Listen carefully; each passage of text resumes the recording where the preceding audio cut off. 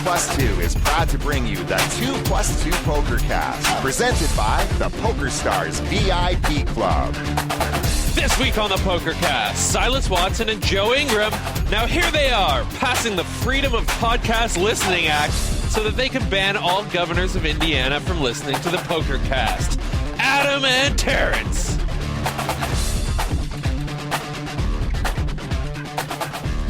Welcome to the 2+2 Pokercast, presented by the Pokerstars VIP Club. I am your host, Dave Schwartz. Joining me in studio is our talented producer, Mr. Roscoe P. Goldstring. Hi there. And joining us from Las Vegas, Nevada, is the co-host of this fine program, Mr. Terrence Chan.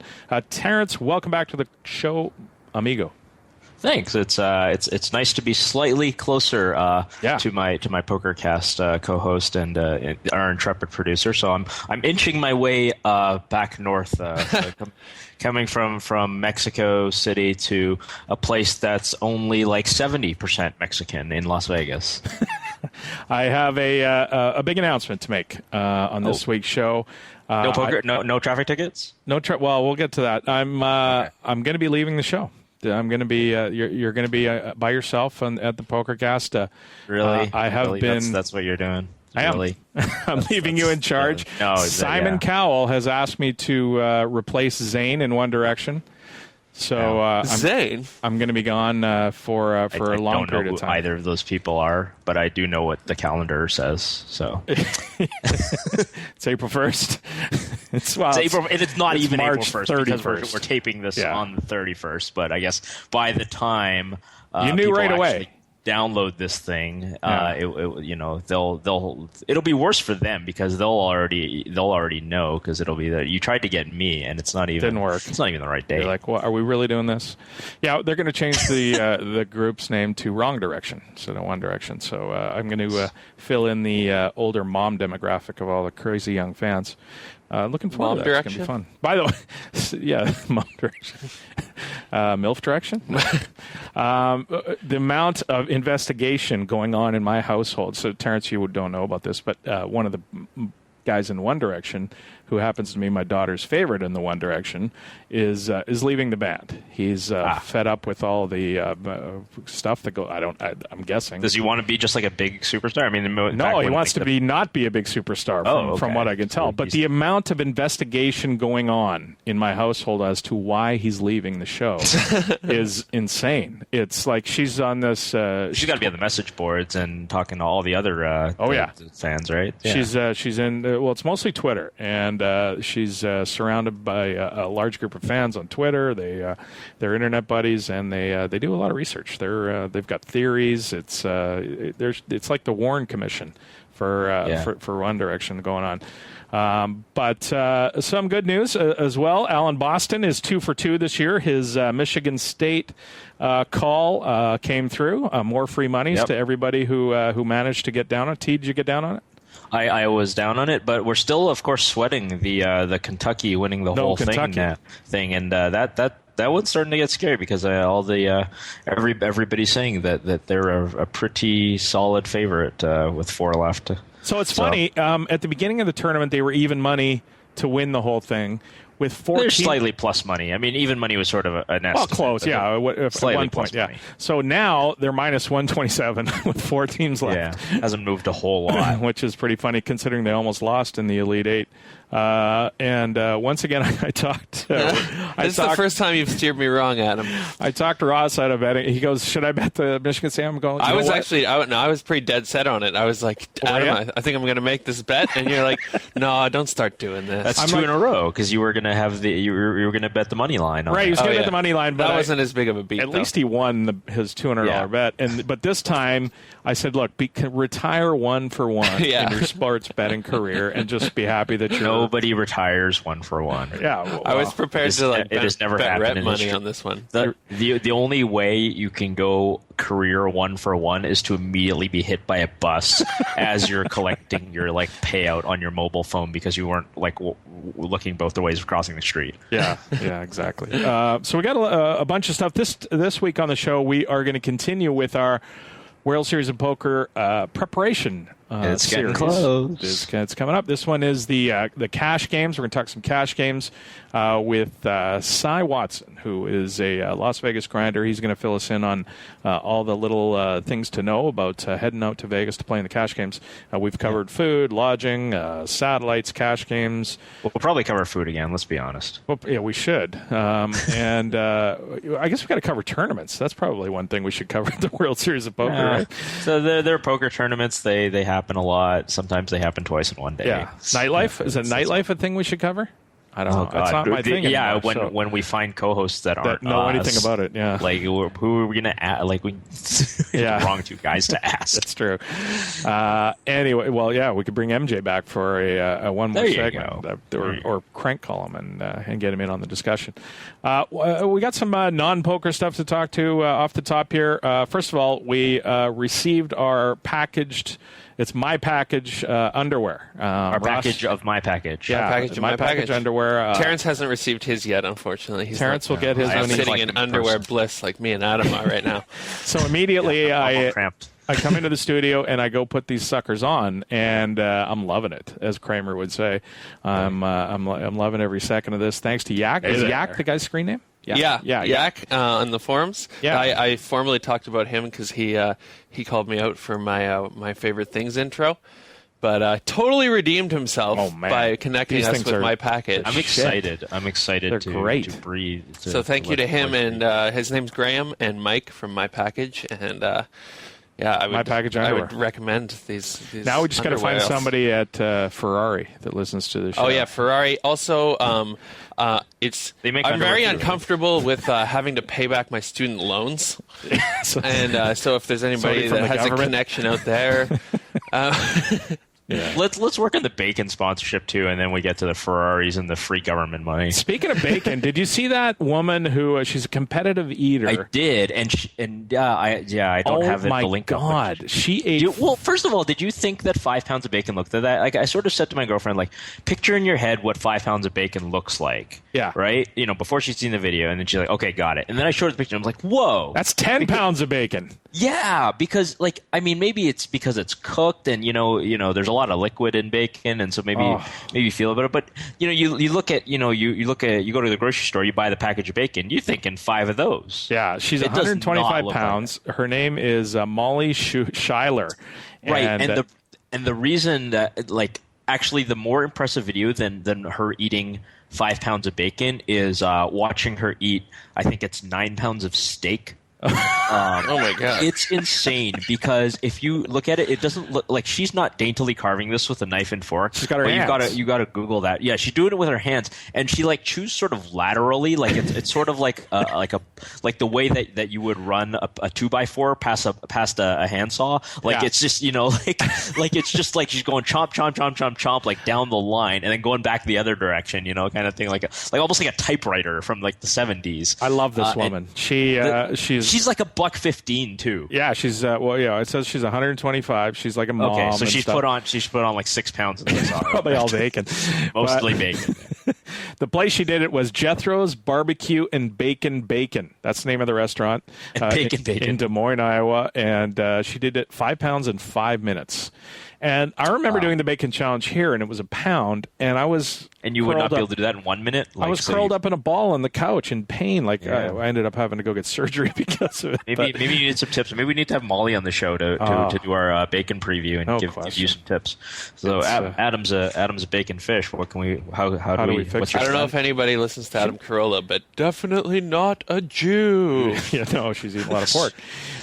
She needs to put out a training video with for exactly. Does she use a HUD? How does this? Speaking of eating, I read your blog this week, Terrence, and it was all about eating bugs. And I did read about it. I've seen stuff I watch Shark Tank, and I don't know if you guys are fans of the show like I am. I've seen every one. I'm familiar with it. And one of the guys that came on was as a guy who has used insect flour Or I don't know if it was flour. I can't remember. It was some sort of flour. It's usually they pulverize crickets, so it kind of makes a flour. You can make like pizza out of it and stuff. A lot of protein. It's very good for you. It seems like a lot of people are saying the future of the world's protein is going to be insects, given the fact that cows are inefficient, etc. But give us your take on that blog that you they threw up. Yeah, well, it's up at terrencechanpoker.com as my blog tends to be. But yeah, I think we've got 6.5 billion plus and growing. We've got all this demand in China for meat as they get richer and other countries get richer. We're just not going to have enough feed. It takes a lot of carbon and soil and all this kind of stuff when we're ripping out and factory farms, and we're trying to cram as many cows into a single feedlot as possible. It's just not realistic. But bugs, on the other hand, bugs are everywhere. I mean, there's more insects by weight in the world than there are humans. You think about how little a bug is. That's a lot of insects. We can grow these things. We can farm these things. I think it's future. They can taste pretty good. Like I said, you pulverize it in flour and make a pizza out of it. You're not going to know any difference between that and wheat flour, and it's much better for the environment than that sort of thing. So I've always thought that bug eating is to be future. It's common every kind of, except for North America and Europe, basically, people eat bugs. I mean, it's in Asia, and it's in Africa, it's in South America, all this kind of thing. So it's like you said, a great source of protein. People need to sort of get over it. Well, the biggest thing I think with insects and eating insects is the texture. It's either crunchy or slimy. Right? Yeah. So, I mean, if they can change the texture... I don't think you want any slimy. On the other hand, people eat escargot, and people think it's, they'll pay $50 for an appetizer.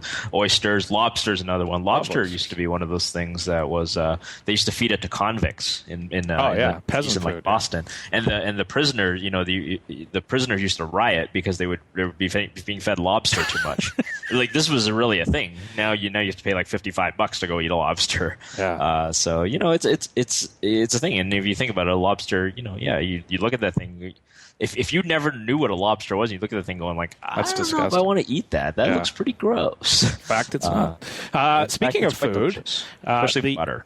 Yeah, lots of butter. The diet and exercise thread that we talked about last week on the show with Jason Kuhn is up in the Pokercast forum. It's Terrence and Jason. And you just put it up a couple hours ago. I haven't seen Jason jump in there yet, but hopefully you sent him a ping, right? I did, yeah. He said he'll be on it. So cool. If you've got some stuff, please come over to the Pokercast forum and get involved, because we all learn from different questions asked to Terrence and Jason, and when they come back in, we can get some insight on what we should be doing to get our fat asses into shape. I like nerding out on that stuff. If I can help some people with their specific goals, that's cool. I think you used to have a thread about getting. I did, yeah. I was on shakes, and I did quite well with it.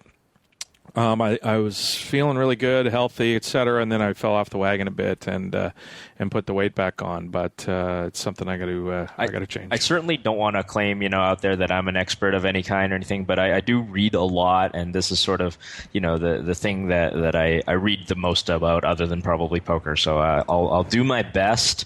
I am not a doctor. I am not a professional dietitian, but I will do my best, and I'll tell you what's worked for me and what seems to work for other people. Perfect. You mentioned my speeding extravaganzas that's been going on. I'm so happy that this isn't the lead story of this week's podcast for the third week in a row. There wouldn't have been a poker. If I got a ticket this week, true. I was jumping off a bridge. There was no way it was happening. I didn't put it in the notes this week. You'll notice that I didn't say I went a week without speeding, and so I didn't want to jinx myself. Did you get a ride here? Is that what happened? I drove the speed limit everywhere, and again tilted the hell out of it. But so I had my son in the car, and do you feel like it's dangerous? Can I ask? Like everybody's just much more dangerous than if I'm doing it's gotta be 15 more. It's absolutely more dangerous because everybody else. If you're an 18-wheeler, like I feel like it's normal because everybody expects an 18-wheeler to be driving closer to the speed limit. But if you're just it's tilting the hell out of my kids because they're used to going, 15 kilometers over the speed limit or whatever. And now when I get get into a 30 school zone or a playground area, I'm going 30. 30 is amazingly slow, right? It's ridiculously slow. 17 miles an hour or whatever for Americans. Yeah. But yeah. So my kids now watch the speedometer, and if I go 1 kilometer over, they're, Dad, you're speeding. They make it fun. They're making fun of me, right? They're taking the piss. Oh, okay. So, I thought they were your warning system. Yeah, no, they just love giving me a hard time. So, I've got my own built-in, and I don't know if you saw the article this week. There's cars that are soon going to be...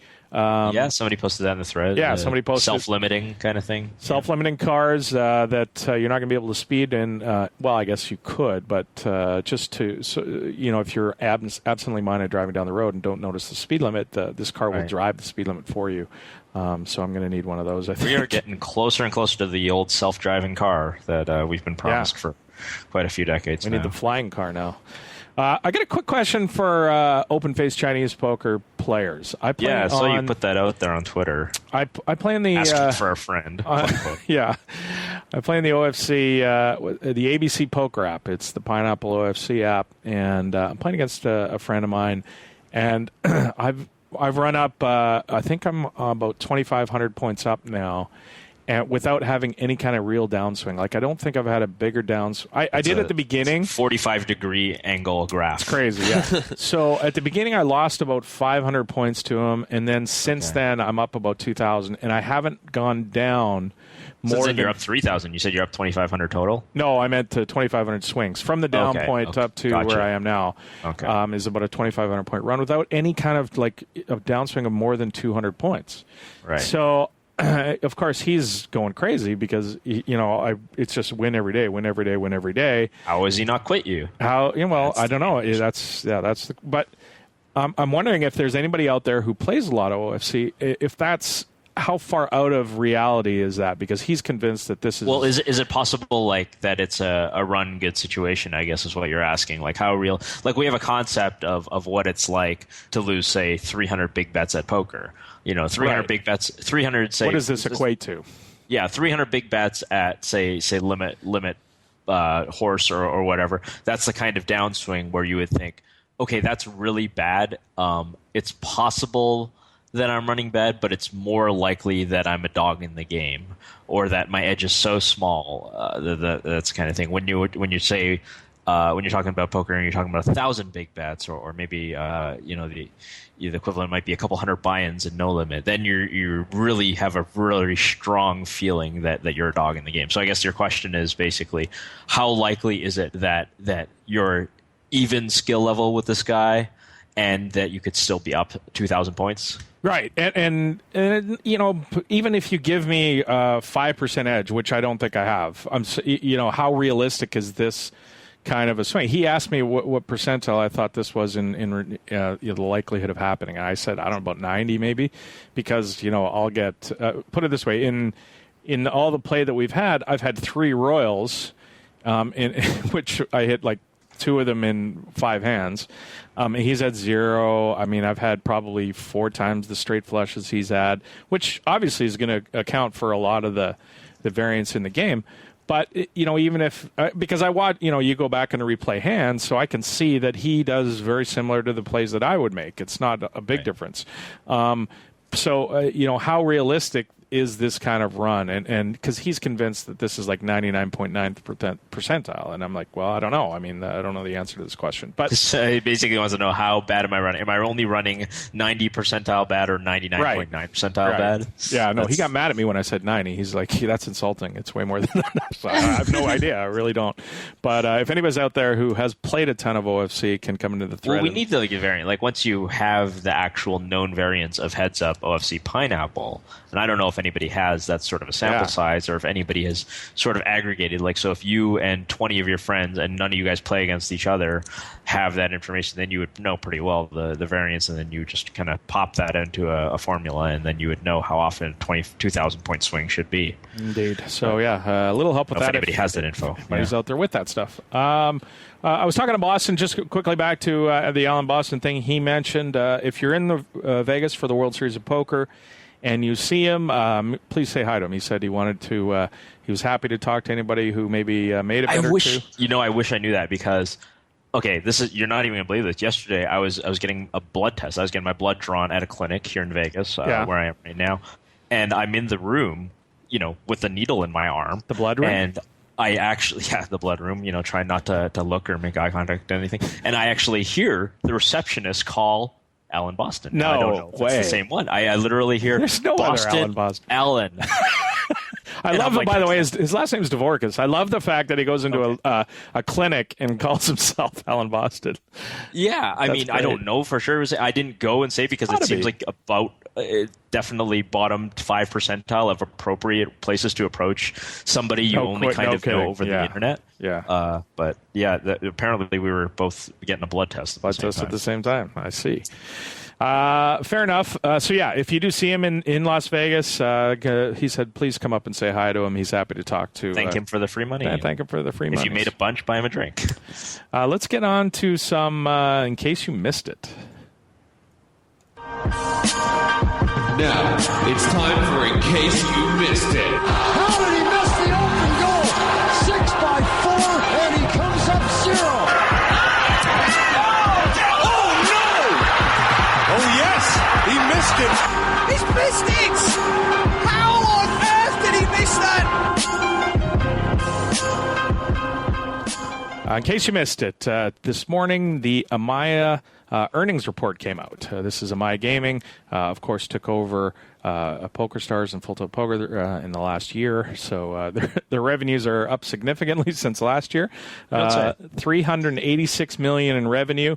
Terrence, you noticed that, I'm not sure where you saw I read the Poker News article, and it said they had $369 million in revenue, and compared to $337 million last year, and net earnings of $86 million compared to $5 million last year. But you had $26.7 million in losses. Was it a different article? Yeah, I'm pulling it right now. I've got the Globe and Mail, I think, is where I got that one. Globe and Mail being one of the big national newspapers in Canada, where Amaya is based. So yeah, I've got Amaya says it had a $26.7 million net loss and a $368.6 million revenue in the fourth quarter. Both up substantially. How Poker News misquoted that. So that's a big amount of. I mean, that's a pretty large loss, really, isn't it? $26.7 million in the quarter, in the fourth quarter.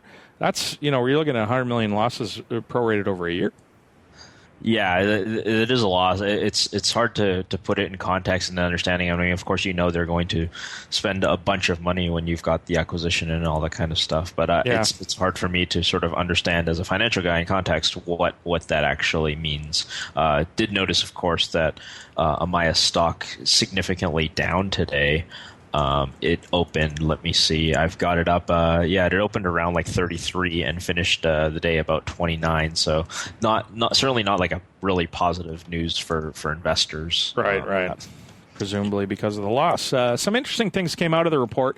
One of the big ones was they're entering of course, they're launching the sports betting that's been announced for a long time. But Bezos came out. Daily fantasy. Yeah, they're getting into daily fantasy, which had to send a shiver over at the boardrooms at DraftKings and FanDuel. Now, you would imagine that they probably knew this was coming, but when somebody like Pokerstars that has the ability to leverage all the things that they have at their disposal to an industry like daily fantasy sports, which is still in its infancy, still going through a lot of the growing pains that an online business typically goes through, and Pokerstars can sort of come into this market that they've built up and sort of be the big elephant in the room.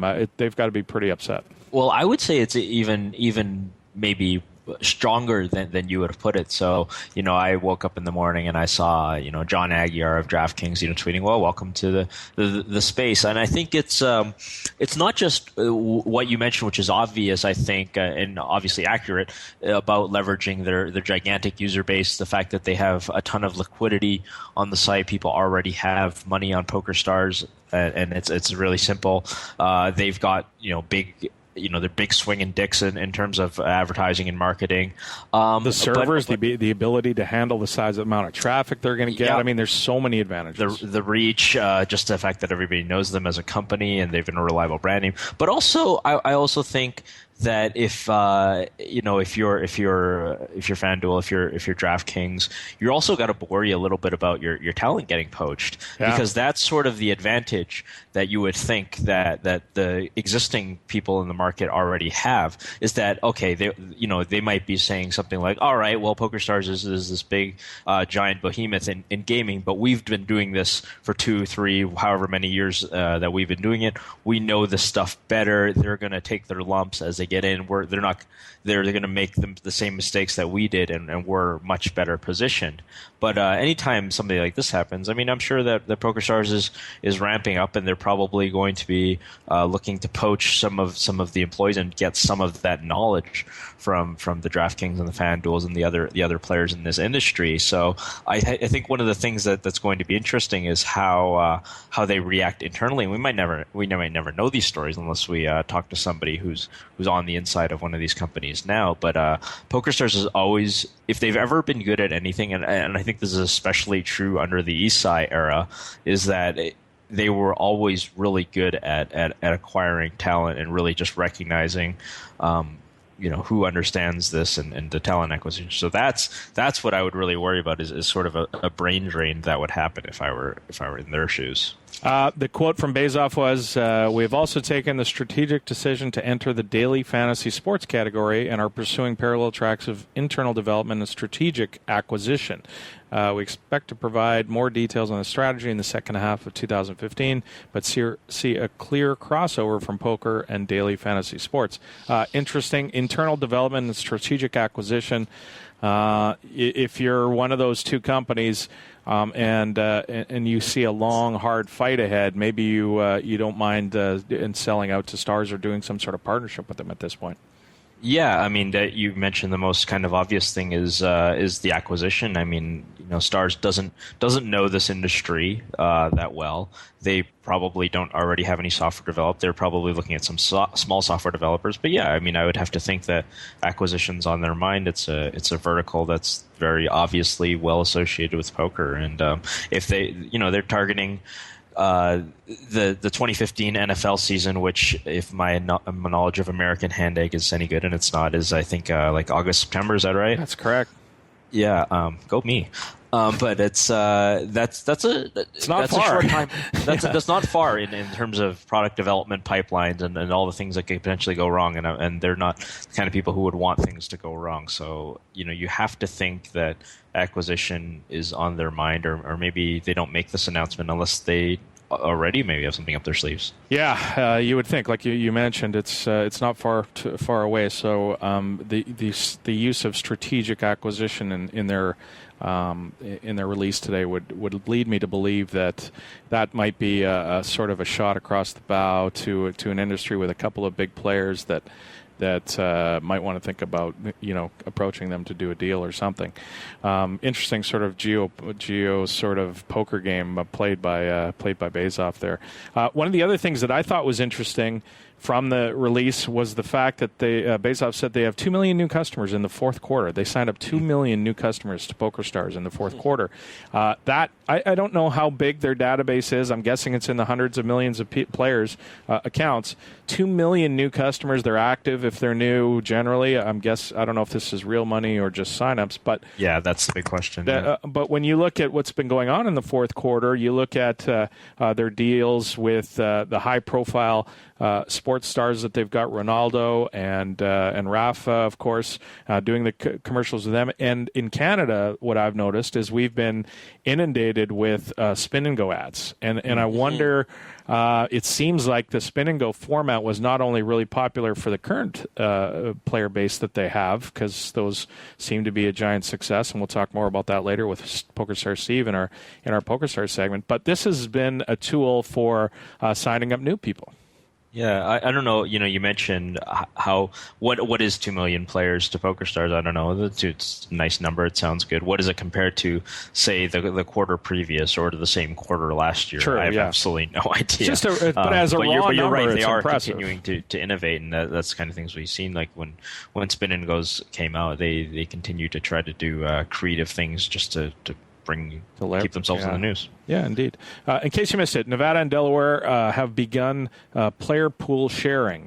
This was a pact that was signed 14 months ago between the two states. Of course, Nevada, Delaware, and New Jersey are the three states where online gaming is currently happening, regulated online gaming in the states. Two of them have now teamed up to share liquidity, which is a big step. We've talked a little bit about it on the show before. It took 14 months after the agreement to get it to finally happen. And almost 2 years from the start of legal poker in Nevada. I mean, Ultimate Poker went live in April of 2013. Right. So that's sort of, it's good in one hand, and on the other hand, I look at that and I go, oh my God, we've got we've got such an uphill battle. Even if everything goes right, and in two states that really needed it too. I mean, Delaware poker was obviously a complete joke, and Nevada poker was underperforming. So I mean, if we're talking about the New Jerseys and the Californias getting on board to sign this, like how much red tape are we going to be going through that? How many incredible numbers of meetings? Like it took 14 months for Nevada and Delaware. Right. That's not a great sign. Yeah. Now, I would hope some of that is, dealing with the technical side of the software that now won't have to be done again when we do go forward in other states. So we've already done that. Maybe, hopefully, that was a large part of it. But I don't know the answer to that. If you want to, read more about it, Steve Ruddock is a good article over to Online Poker Report that's talking about some of the things. He mentioned that one of the big benefits is not just the player pool combining, but the fact that you create a longer prime time, given the states are 3 hours apart in time zones. Right. Prime time is always going to be, this period of time when people are home from work and not eating dinner and such, or weekends, etc. So now what you do is you effectively double that because of the fact that they're 3 hours apart. Well, it's not really double given the size of the Delaware population. Yeah. But yeah, in an East Coast combat, that makes sense. No, I mean, double the prime time window, if it's 3 hours long or whatever. Right. There is how do you run also your big MTTs? So if this weren't Delaware and say we're New Jersey or something like that, would you run your big guaranteed MTT, the one thing you're going to give away a bunch of seats to the main event? Are you going to run it 7 p.m. Eastern where it's potentially 10 Eastern and people want to go to bed on the East Coast, or are you going to run it at 7 p.m. Eastern when it's 4 o'clock Pacific and people aren't going to be home and be off work yet? So there's definitely good from the cash game side of it, but from the MTT side of it, there's logistical problems as well. I mean, stuff that obviously PokerStars has had to deal with, but they're big enough that they could just run tournaments wherever the hell they want. Yeah, no kidding. Pretty much. In case you missed it, the Tournament Directors Association conference was planned for the Venetian this year. This is a conference run by Matt Savage, Linda Johnson, and others. It's the Tournament Directors Association, as I mentioned. They get together every 2 years to talk about standardizing MTT rules and talking about different issues that have come up and trying to resolve them so we have one set of rules across all the major MTT tours, etc. So the tournament directors for all these tours tend to come and spend some time, and it's sort of a big thing. Now, it's really been sorry to cut you off, but it is really one of these things that I don't remember when the TDA was first created, but I remember thinking at the time, like, yeah, that's a good idea. I don't really know if we get traction. Like, you're going to get all these egos, that all these people who think that they can run the tournament their own way. There's no real incentive for all the poker tournament directors in the world to get together and agree on a standardized set of rules. It probably won't happen. And I was totally wrong about that. I was 100% wrong. People generally consider TDA the standard. Like, whenever there's a rules dispute on Twitter or on 2+2 or something like that, somebody will quote, this is rule number 37A from the TDA, and it's become a really accepted thing. So I've always been really impressed with how well that's worked, considering there was no kind of good reason for it to work other than people getting together and doing it. Yeah, it's done, and there's no budget, there's no income for the Tournament Directors Association. There's no membership fee for the first, I believe it was 10 years. The board of directors paid for all the costs that were incurred by hosting people, bringing them in for the event. So they paid it out of their own pocket. And 2 years ago, 2013. The Venetian offered the space, the AV equipment, the food, everything to do it for free. They said, "Here, come have it here, and we'll pay for everything," which is no small. You're talking about $20,000 or something like that. It's real money to these people and to anybody. So. It was well received at the time. We didn't have all the Sheldon Adelson business going on back a couple of years. There might have been a little bit of it, but it wasn't sort of as cut and dry as it is now. This year, in 2015, the conference was set to be at the Venetian as they offered to provide all the same things they did 2 years ago. And some people weren't too happy about that. And Matt Savage and Linda Johnson were sort of caught off guard, I think, by the fact that people were upset by the fact that this was being held at Sheldon Adelson's property. And for good reason. I think people, thought this through and said, Sheldon can now turn around and go, what are you talking about poker? I love poker.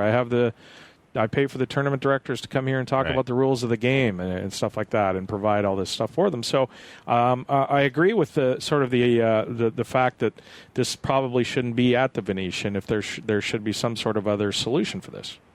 But on the other hand, who's going to line up and do it for free? Like the Venetian, like you said, they're pretty much doing it for the publicity so that they can do good things. It's hard. You just mentioned that they don't make any money off of it. In fact, they kind of spend their own money off of it. And it's having a free venue is a big deal. Like when it's something like that. I mean, maybe it would be nice if like Pokerstars got together and say like, well, here's this thing. But I mean, it's not like Pokerstars can just rent a space. But it's hard to be very critical. Like I said, when they've done a lot for the poker community without really any profit. The only thing that they do is sort of raising poker as a whole, creating standardized rules, and God, like I hate to talk about ancient history again, but you and I, Adam, were both from the era where, it would be easy to walk from one casino to another across the street, much less across the continent or, across the world, and have rules be completely different. And now that's just so rare. Like people just kind of understand that there are standard rules and they've done something really big there. And it is to me a little bit frustrating. I mean, I hate Sheldon as much as anybody, and I don't want to support the Venetian either, but to have all these poker players to come out and be so offended. Well, I don't see any of them offering to cover, like you said, some 5-digit number, whatever it costs for the space and all the audio visual and all that kind of stuff that goes with it. I mean, yeah, I think what happened was Brian Reese said you can hold it at my house. So I guess he stepped up. Well, it's a pretty big house, right? Or it would have to be a pretty big house. It's the best poker player in the world, so you must have a big house. Yeah, that's true. It's a fair amount of people. It's not a small sort of endeavor. Also, Alex Dreyfus of the GPI came out and offered to pay for to have it, and he would foot the bill, which was quite nice. So I think that if that's going to happen, then if Alex does indeed pay for it, that's a good thing. But I understand both sides. I understand Matt and Linda's side. They don't want to. This is a free place to have it, and it's important. It needs to be done. But also, what can this be done? Do we all in the world of Skype and different things? Do we need to be in the same city, or do they need to be in the same physical city? I'm not sure about that answer either. That's a really good question, especially when you consider sort of the nature of poker. I mean, a lot of the biggest poker tournaments in the world are in Europe now. That's going to necessitate a lot of travels, not just the United States anymore. In case you missed it, David Delvilfish Ulliot is very ill with what's believed to be colon cancer. It appears to be terminal, and there's some reports out there that he's not doing very well. He might not have long left, according to his doctors. He's the godfather of poker in the UK. You can say what you want about Devilfish and his behavior and the way past or his background, the way he goes. My thing with Devilfish was always how he would make fun of people after they beat him, etc. But he's a character, and you just don't see many characters like him before. He's responsible for a large part of the UK poker boom. I would estimate more than any other poker player in the UK. From what I can tell, he inspired people from late night poker to get playing it and to watch it on TV and to be interested in it. And it's very, very sad that the cancer has apparently changed his life like it has. Yeah, it's a tough one, really, because all the sort of did he or didn't he quasi shadiness that kind of surrounds Devilfish is part of the mystique, right? This is a guy who was always played up, right? I mean, I always got the impression that it was sort of part of. I have no idea. I mean, I have no idea about the guy's life. I mean, we do know, I guess, that he did go to prison and do some armed robberies when he was younger, and the sort of understanding is he hasn't done anything certainly of that nature since in his 30s and 40s and 50s and that kind of thing. But it is part of that mystique. He's got the big sunglasses and gaudy gold jewelry, like the knuckle dusters with the Devilfish on it. You look at this guy and go, "Whoa, this guy is a gangster." Like this is one of these guys that potentially, like, if I say the wrong thing, he might just have like a mob take out my knees in the back alley.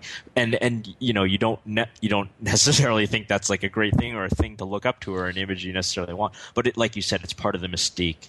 It's part of the character that draws people. That's really exciting about poker because we live in a hoodies and sunglasses ages, and we talk about why there are no kind of new stars in poker, whereas a lot of the Doyles and the Devilfishes and the Johnny Chans and all the guys that we think about when we think of icons of the game, they had a certain mystique about them.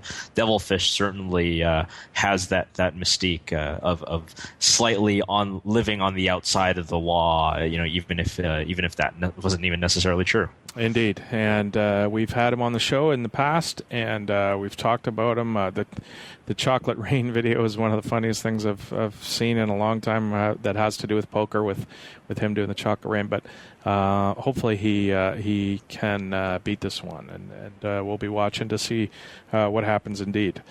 In case you missed it, Dmitry Urbanovic wins 4 tournaments at one. Is that right? By the way, yeah, that's ridiculous. Yeah, that your pronunciation. I have no idea. I think I'm close there. It's hard. Yeah, I don't know whether to believe it's more likely you correctly nailed a what is it? Is that a Polish name? It's a Polish name. Yeah. He's from Poland. He won 4. Or that he won 4 tournaments. But I love it because the 4 tournaments are the $25,000 or 25,000 euro high roller. This is at EPT Malta.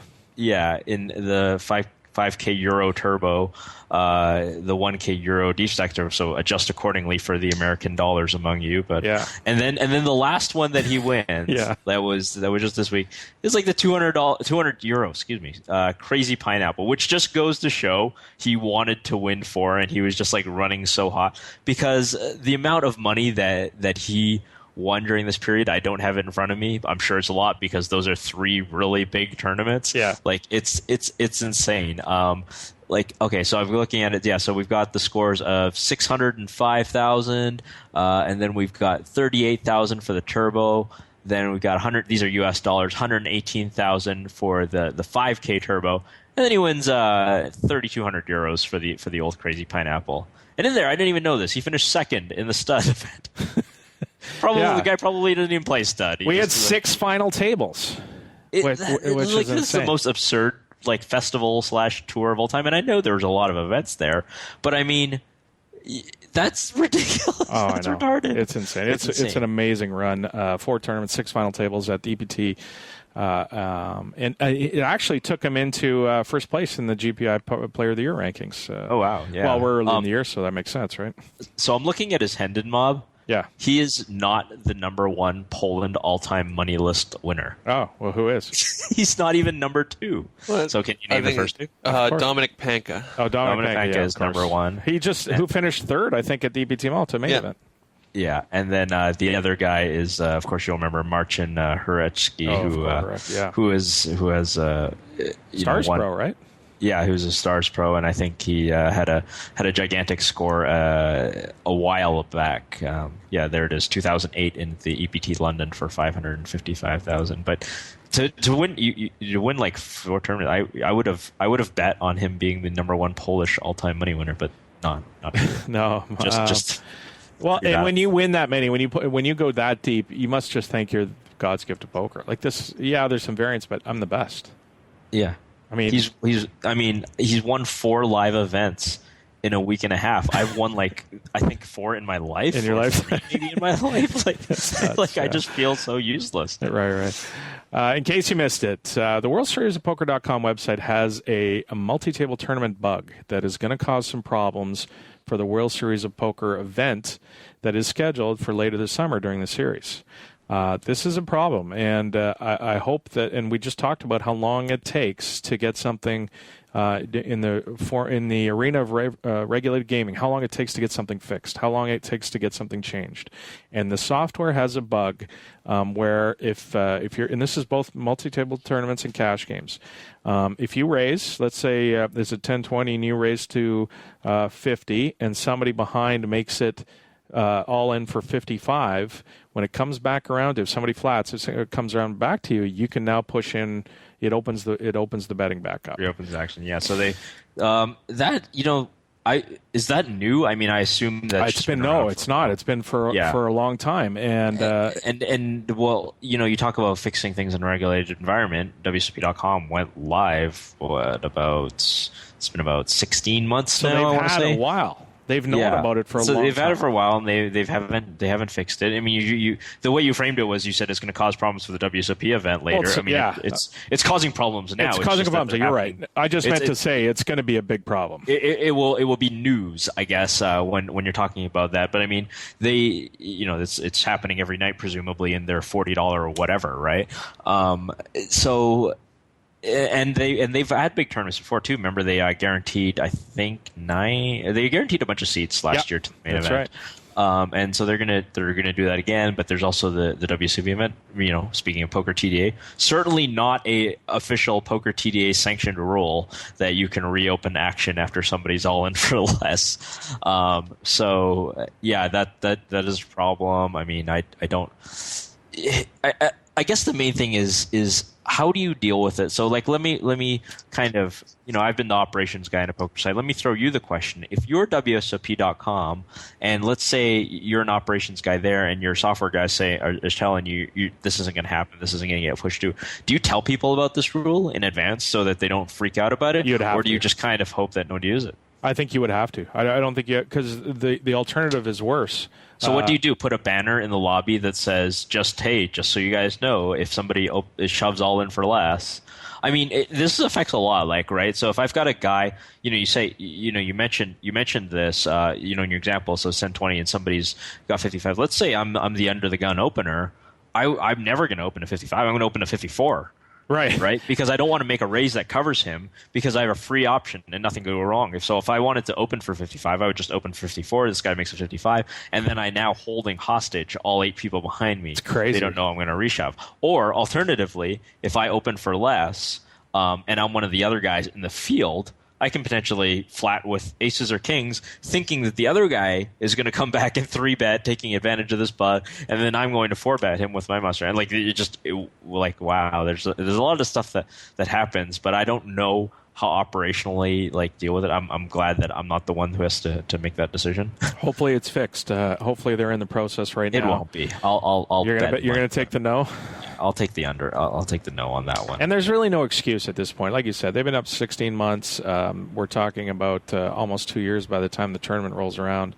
A little less than 2 years. There's no excuse that this isn't fixed. And it's really weird, right? Because it's 888 software, and 888's been doing poker for a really long time. Yeah. So, I mean, I have to think, and this was one of the things that we talked about was when you've got issues. That's a drop right there, Ross.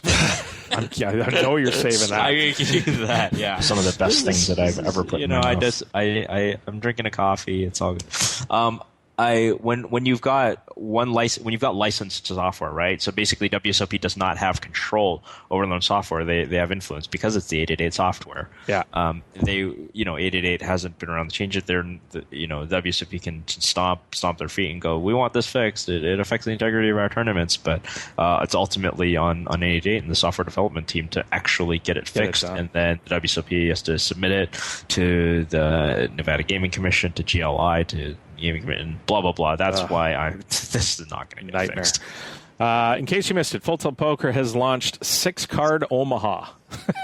Which, I mean, we just get this reminds me of like Schick razors back when they developed like the Mach 3 and the blade razor and then the 5-blade razor. Yeah, I remember. Why not 6 cards? The SNL takeoff on that was awesome. I feel like that's been on the site for a little bit though. Oh, I just noticed it. 6-card Omaha I was like, what? Like, when does this end? I mean, why don't they do 22-card heads-up PLM? So I assume you can't play it 9-handed. No, it's a short-handed game. But, I mean, 5-handed Omaha already is like the nuts is out there, and you better have a draw to the super nuts. I mean, 6-card Omaha, the nuts is out there, by the way. Like, yeah, it's I don't know if it's a better game or not. It doesn't sound like it would be a better game to me, just because the ranges would be tighter. But how often will you have like 3 aces in your hands and be tilted, right? That's going to happen like all the time, because you get tilted when you're playing 4-card Omaha and you get trip aces, right? Like it's just going to happen. You're going to have trips in your hand like all the time. Yeah. Well, but those are still playable in certain situations, because if you have trips with a rundown, I guess, or something like that. Well, yeah, and the fact that the guy 3 suited aces. The other guy only has 4 cards, so it's not like he's got less of a chance to beat. Oh, you're saying the 4-card Omaha? Yeah. No, I was just trying to think 6-card Omaha. I mean, if you have trip aces with 3 different nut flush draws. Yeah, you're right. Or the ace, Queen Jack 10 kind of thing. But I mean, I don't know. Crazy.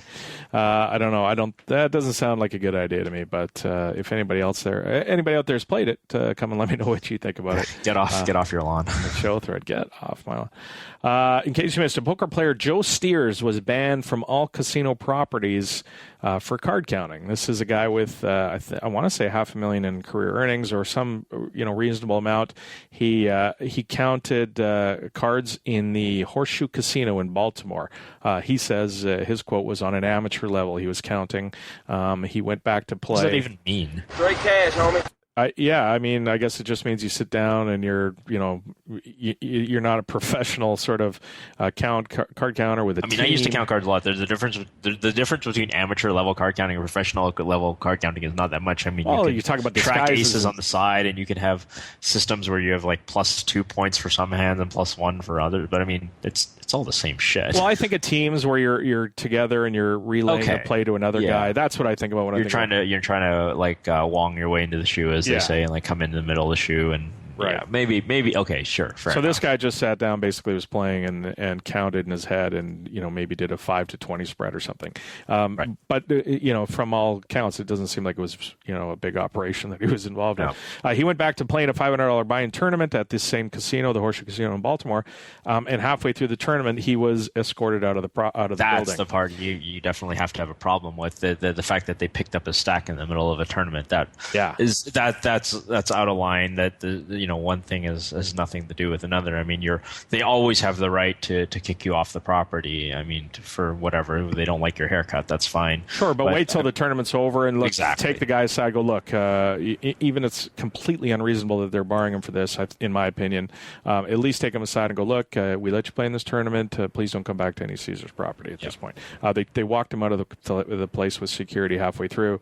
Originally said they weren't going to pay him his $500 buy-in back, but eventually did. And he was banned from Caesars properties for life, including the World Series of Poker, where he comes every year, I think, and spends a lot of his time playing in poker tournaments. 5 World Series caches. I mean, so there's a lesson out here for people. They're pretty. Don't shit where you eat, I think, is a lesson, right? Well, is it shit? I mean, it's It's not illegal. Card counting. But it's not illegal. I still would never do it. I would, I mean, why would you count cards at the I'm place? not saying I would. I'm just saying I think it's draconian of Caesars to do it. I just don't. Of course. Obviously, for everybody out there who goes to Caesars casinos and wants to play the World Series of Poker, don't do it. Don't card count. Yeah. But that's not the same thing as they could just ban you from table games or ban you from blackjack. I mean, that's the most common kind of back. Remember Richard Brody? That's what wasn't Brody not allowed to play cash or? They did exactly this actually. Richard Brody. This was about like 2008 maybe. He was backed off. I think it might have been even for a video poker advantage play. Wasn't even blackjack. And they barred him from the property, even though he had a buy-in literally to the next day's tournament, which he posted all of this on his blog. Eventually, got passed through the chains and the right people, and he was reinstated. And I wouldn't be surprised if this guy gets reinstated as well, because it's like this seems like one of these things where some security guy and like you said, it was in Baltimore, it wasn't in Las Vegas, so maybe the person making that decision is just some regional level guy and doesn't make the smartest decision and say, okay, we're just going to blanket ban him. But I wouldn't be surprised if this ends up getting overturned if he wants to fight it. Yeah, let's hope it does. But do not card count on Caesars properties if you're gonna try and play poker. In case you missed it, Joe Ingram, our old buddy Joe Ingram, won Chicago Joey. He is puppy. He's going to be. He says that he's going to be live streaming PLO on Twitch 750 days straight. Adam, I remember when poker players were lazy, and that was great because they were like, okay, maybe I'll wake up today, maybe I'll play poker, or maybe I'll just sit in my underwear and watch TV all day. But no, poker players these days, they all have these work ethics. Somerville's doing 70 in a row, Ingram's doing 750 days in a row. It's like what? They're making us look bad, Adam. So let's bring him in now. Hola, papi. Papi, what's up, boys? What is up? So we're just talking about it. This insane schedule that you've got for yourself. You saw that Somerville was doing 70 straight days. You couldn't help yourself. You're the legendary grindmaster. Let's pump this up by a 10x. So wait, what was the question? The question is, are you nuts? 750 days of straight grinding PLO on Twitch? I don't know what I'm doing 750 minutes from now. Guys, I was taking a look at all the people out there. I saw Jason Somerville, 70 days. I saw 70 days. I was like, wow, man, that's pretty good. And I've seen a couple other people streaming a lot on there day after day. So I started thinking to myself, I was like, I want to get PLO out there more to the Twitch masses because there's no one really streaming PLO. And honestly, I don't know why. I don't know how I chose 750 days. I think it was just I was sitting around. I was like, all right, fuck this. I'm going to stream for 7. I don't know if I can stream on this podcast. You can. Oh, yeah. Oh, are you kidding? Okay, good. I was like, I'm going to stream for 750 days straight. And then I put it out there on Twitter. And, I was kind of reconsidering it recently. But then a couple sites started writing about it. So now I'm like, you're committed. Now I got to do it. So now it's on 750 days straight. We're talking Christmas, New Year's Eve. I mean, how does that happen? So are you going to be at your mom's house for Thanksgiving and she's carving turkey? I'm like, oh shit, I got to stream. I got some PLO. I got to go online and my adoring masses are waiting for me. Well, adoring masses, that'd be good. I hope they would adore me by Thanksgiving time if I'm streaming every day. But I think, if I'm only going to stream, some days I might stream 30 minutes. Some days I'll stream 4 or 5 days. I don't like no or max or anything like that. So I'm doing a bunch of traveling for music festivals, and I'm hoping the internets in Europe I'm hoping the hotels in Europe have good enough internet to stream each day, and I hope I make it alive. I hope I don't get arrested. So there's things that obviously could happen, but I'm hopeful. All right, so it's going to be all PLO. What are you going to? Well, I'm imagining you're going to do some different stuff over 750 days. But give us an idea of what the game plan, or if you have one yet, on what you're going to be doing for the 750 days. Yeah, game plan's going to be. I'm going to try to do. I'll do some sort of micro stakes, challenge just to prove that the micro stakes are beatable before you take into account the rate. Because a lot of people are always saying, you can't beat 10 cent, 25 cent because the rate's too high. You can't beat 25 cent, 50 cent because the rate's too high. So one part of that will be a challenge to beat that. Another part will just be to run a bankroll up. I'm trying to go from $200 to $200,000. Another part, which I think you guys might have saw the other day, was where I had the wild Hungarian girl on. I have different people on. We do challenges. Who knows? We rail high stakes. Who knows what's really going to happen? I can imagine some weird shit happening. Will you stream any of your own higher stakes stuff, or are you gonna, you talked about, the microstage challenge, but when you're playing for serious business, are you gonna stream a little bit of that too, or? No, I doubt I will. I mean, Okay. I might. The thing is, like, even when I'm in traveling and if I play on Stars, I'm not really ever gonna play much higher than, like nothing really high runs. 2550 Zoom never really runs anymore. 5100 really never runs. So 1020 Zoom is basically the highest stakes that regularly run, even on other sites. There's really nothing high that runs anymore. So, I mean, 1020, I probably would never want to stream 1020, but I can imagine myself potentially streaming 2.5, but I don't know if I'd ever. I don't know. I probably won't, to be honest. So I'm watching Joey's Twitch stream the other day, and it's I love watching the show. And all of a sudden, I think I went and made something to eat or something. I came back to my computer, and I looked down, and you've got lipstick and fake boobs going on and a wig, and I can't stop laughing. And you've got you mentioned her, the wild Hungarian. I think she started a thread in Poker Goals and Challenges. She's easy on the eyes, and you had her on the show.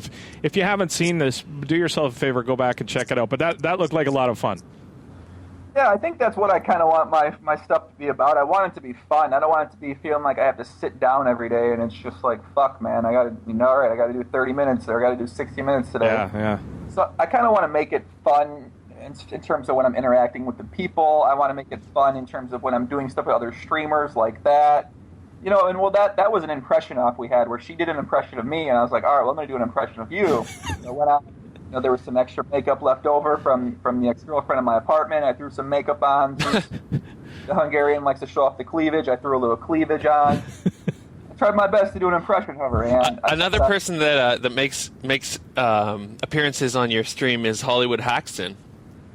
Oh, yeah, Ike Hollywood Haxton. Yeah, he's been known to make an appearance or two on my stream, yeah. Have you done an interview with him yet?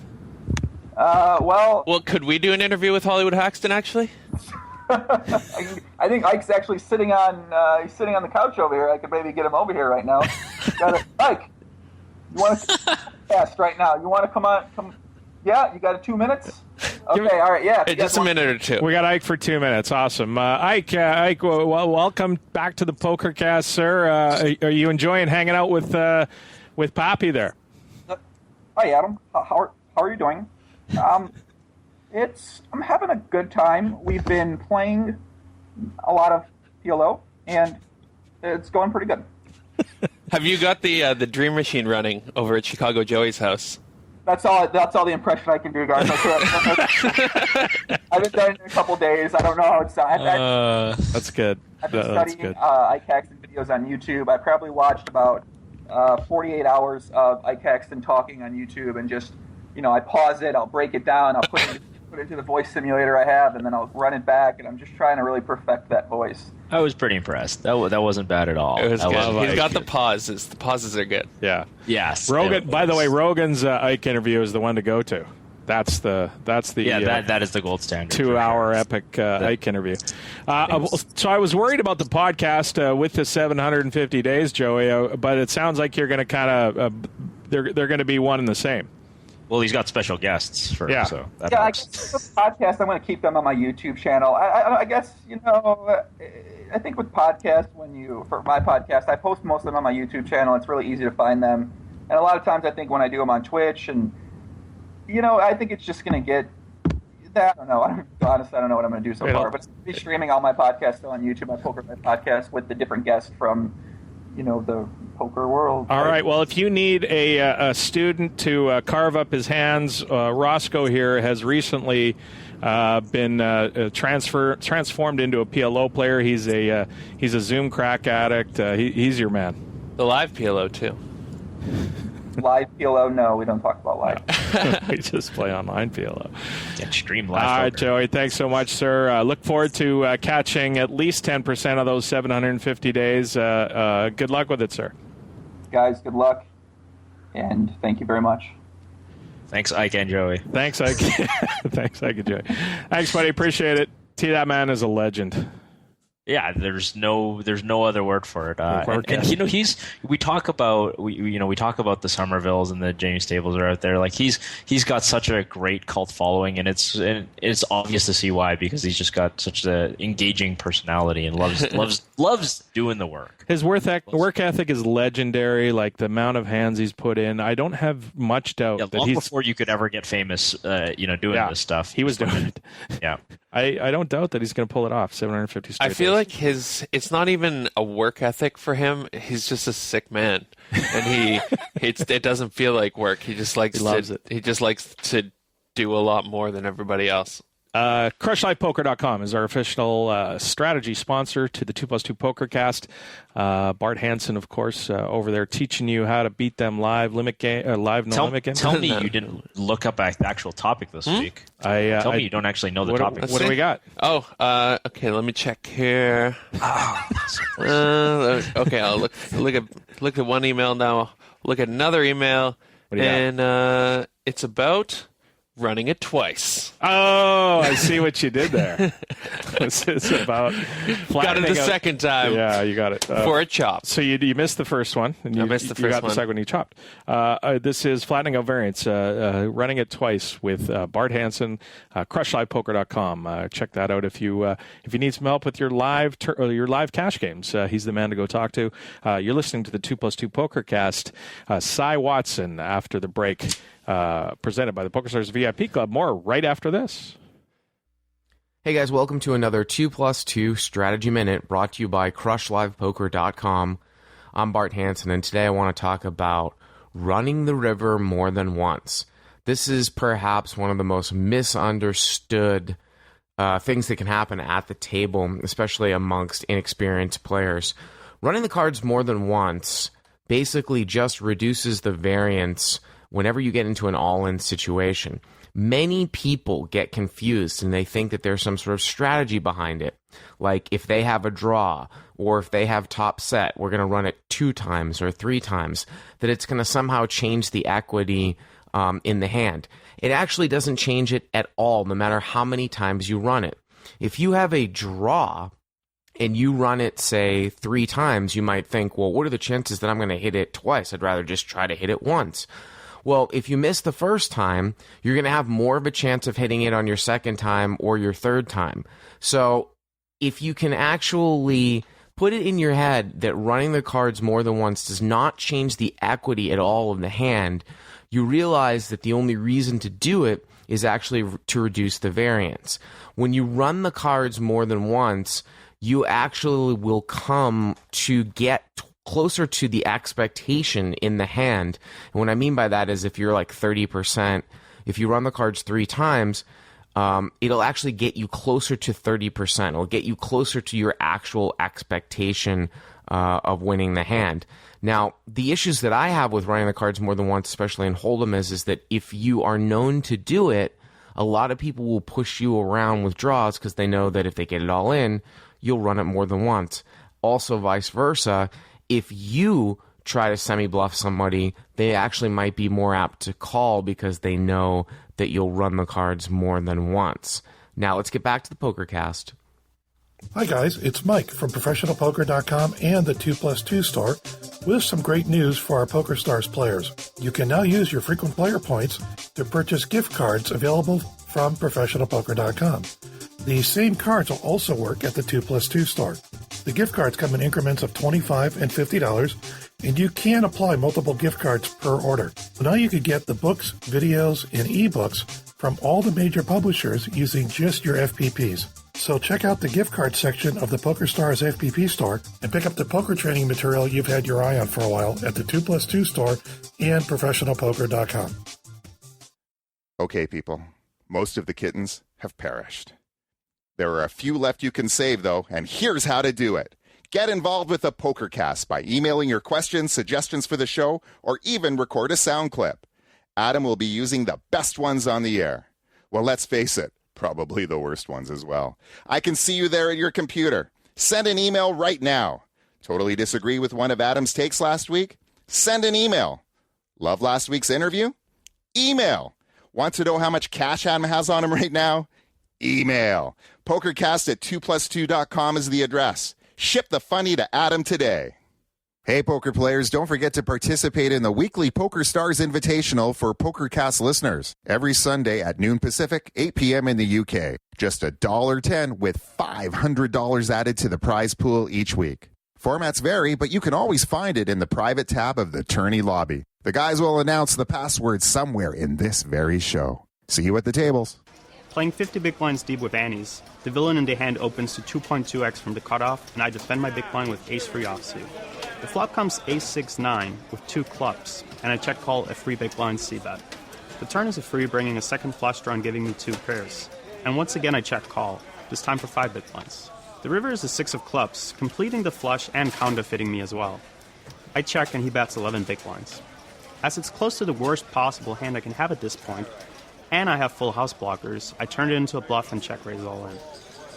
Team Pro Online's Mickey Memento Mori Peterson is a Supernova VIP. This is the 2plus2 Pokercast, presented by the Pokerstars VIP Club. Hey guys, this is Bart Hansen for CrushLivePoker.com. Whether you're a recreational player who wants to compete at the tables, or you're a professional and you want to increase your win rate, the material that I've produced at CrushLivePoker.com will make you a better poker player. Act now and you can subscribe for free by using the coupon code TPC11. That's TPC for the Pokercast 11 and get your first month free.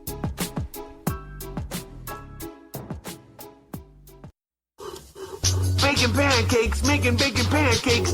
Take some bacon and I'll put it in a pancake. Bacon pancakes, that's what it's gonna make. Bacon pancakes. Making pancakes, making bacon pancakes. Take some bacon and I'll put it in a pancake.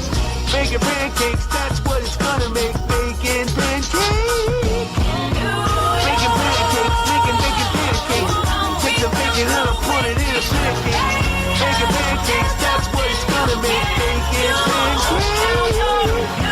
Bacon pancakes, that's what it's gonna make. Bacon pancakes.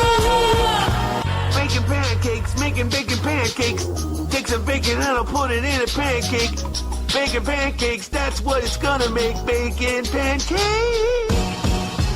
Making pancakes, making bacon pancakes. Take some bacon and I'll put it in a pancake. Bacon in my pancakes? That's fantastic. I'm going to try. I've never thought bacon pancakes to put bacon in pancakes. It's genius. I'm going to pull that. My kid will love that. I'm going to pull that trick on him. I think you should just generally just try to put bacon in whatever it is you're eating. Bacon is bacon. You can't really go wrong. No. This week we're going to continue our series on preparation for the World Series of Poker. We've done where to stay, where to eat. We've covered playing single table satellites. Now we're going to cover cash games from small to large stakes. Joining us to give us the scoop on the cash games in Vegas during the World Series of Poker is Cylus Watson. Cy, welcome to the Pokercast. Hi, guys. Thanks for having me. Cy, when I think back, I used to go to the World Series for extended periods of time. I don't so much anymore. This is sort of mid-2000s, late 2000s. The cash games there during the World Series were incredible. The games were always much better. Is that the case these days with the proliferation of online poker, et cetera? How do you find the cash games in Vegas during the World Series? Well, for me personally, at the stakes that I play, I've actually found them to get a little bit tougher during the World Series of Poker. When you live in Vegas year round, there aren't that many people that live here that are really high quality poker players, because the Vegas cash game grind is tough mentally, and just playing live poker for a living is tough because of how slow it goes. So what you get is a lot of people that come in for the World Series of Poker that are really solid poker players, and they actually, in my opinion, make the game a little bit tougher. So you're saying the games are tougher during the World Series of Poker than the rest of the year? That's what I found. What I think is that the games, there are a lot more games but on average, the game will be tougher. There will be more regs at the table compared to fish than on, an average Wednesday afternoon in December, for example. So that's interesting right there. Wednesday afternoon in December, early December, something like that, non-sort of vacation time during a middle of the week, during the day, I would expect that that's going to be a lot of guys, grinding away, trying to make 100 or 200 a day to be able to afford to live in Vegas. Right. You would think that, but how it actually works out is that the poker community in Vegas is actually pretty small, and we kind of have a monopoly, especially at the higher stakes, like 5-10 plus. We actually it's a pretty small community, so we actually have a monopoly on the action that the fish want to give us. Whereas during Vegas World Series of Poker time, since there are such great players in town, whenever a high stakes game runs, it immediately fills with some world class players.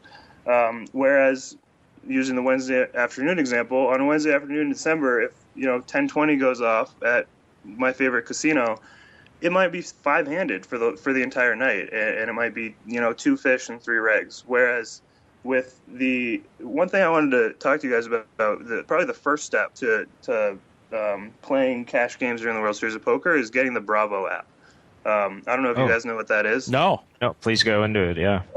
So the Bravo app it basically syncs the waiting lists and the boards for each casino's cash games to an app on your phone. So you can look at the app and it'll tell you, like, let's say the Wynn is where I play the most. So let's say you're looking at the Wynn, it'll tell you, they have 3 1-3 games going, 2 2-5 games going, 1 5-10 game going, etc. And it'll show that for every casino. So this is pretty common knowledge to people that grind cash games. And during the World Series of Poker time, let's say a 25-50 goes off, everyone knows about it within 15 minutes, and then it immediately fills with some world-class players, some of whom I've never seen before, but just based off the way that they play, I know that they must be, good online grinders that are technically very sound at poker. And is every casino wired into the Bravo? That's what I was going to ask. Almost every casino. And can you put your name on a wait list through the app? So I think that's something they might be working on, but right now it just has each casino and then it links you to their phone number. So you can look at the things, and then if you decide that you'd like to play there, you just click the button on the app for their phone, and it'll call the floor, and you can put yourself on the list. Nice. Okay, so that's and then correct me if I'm wrong, Cy, but you're talking about sort of mid to high stakes games that the regulars are. And what about the guy who's coming with $2,000 or $3,000? He wants to play 1-2 and maybe get himself into a $1,500 buy-in or something. Is there? Certainly, there's a lot of 1-2 no limit hold'em games. I understand that, but is the quality of games? Do you have any kind of feel on how the quality is compared to the rest of the year for those games? That's not something I know from personal experience, but I know from the people around me, and it seems to me that the same is true. They get a little bit tougher.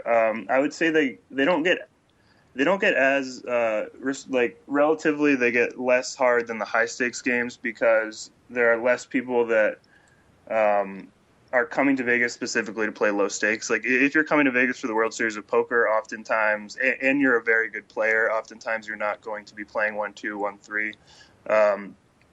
And so what I found is for those people, it's all about finding the best games. It's all about game selection. So the Bravo app really helps with that because you can look on the app and see where the most 1-2 games are going.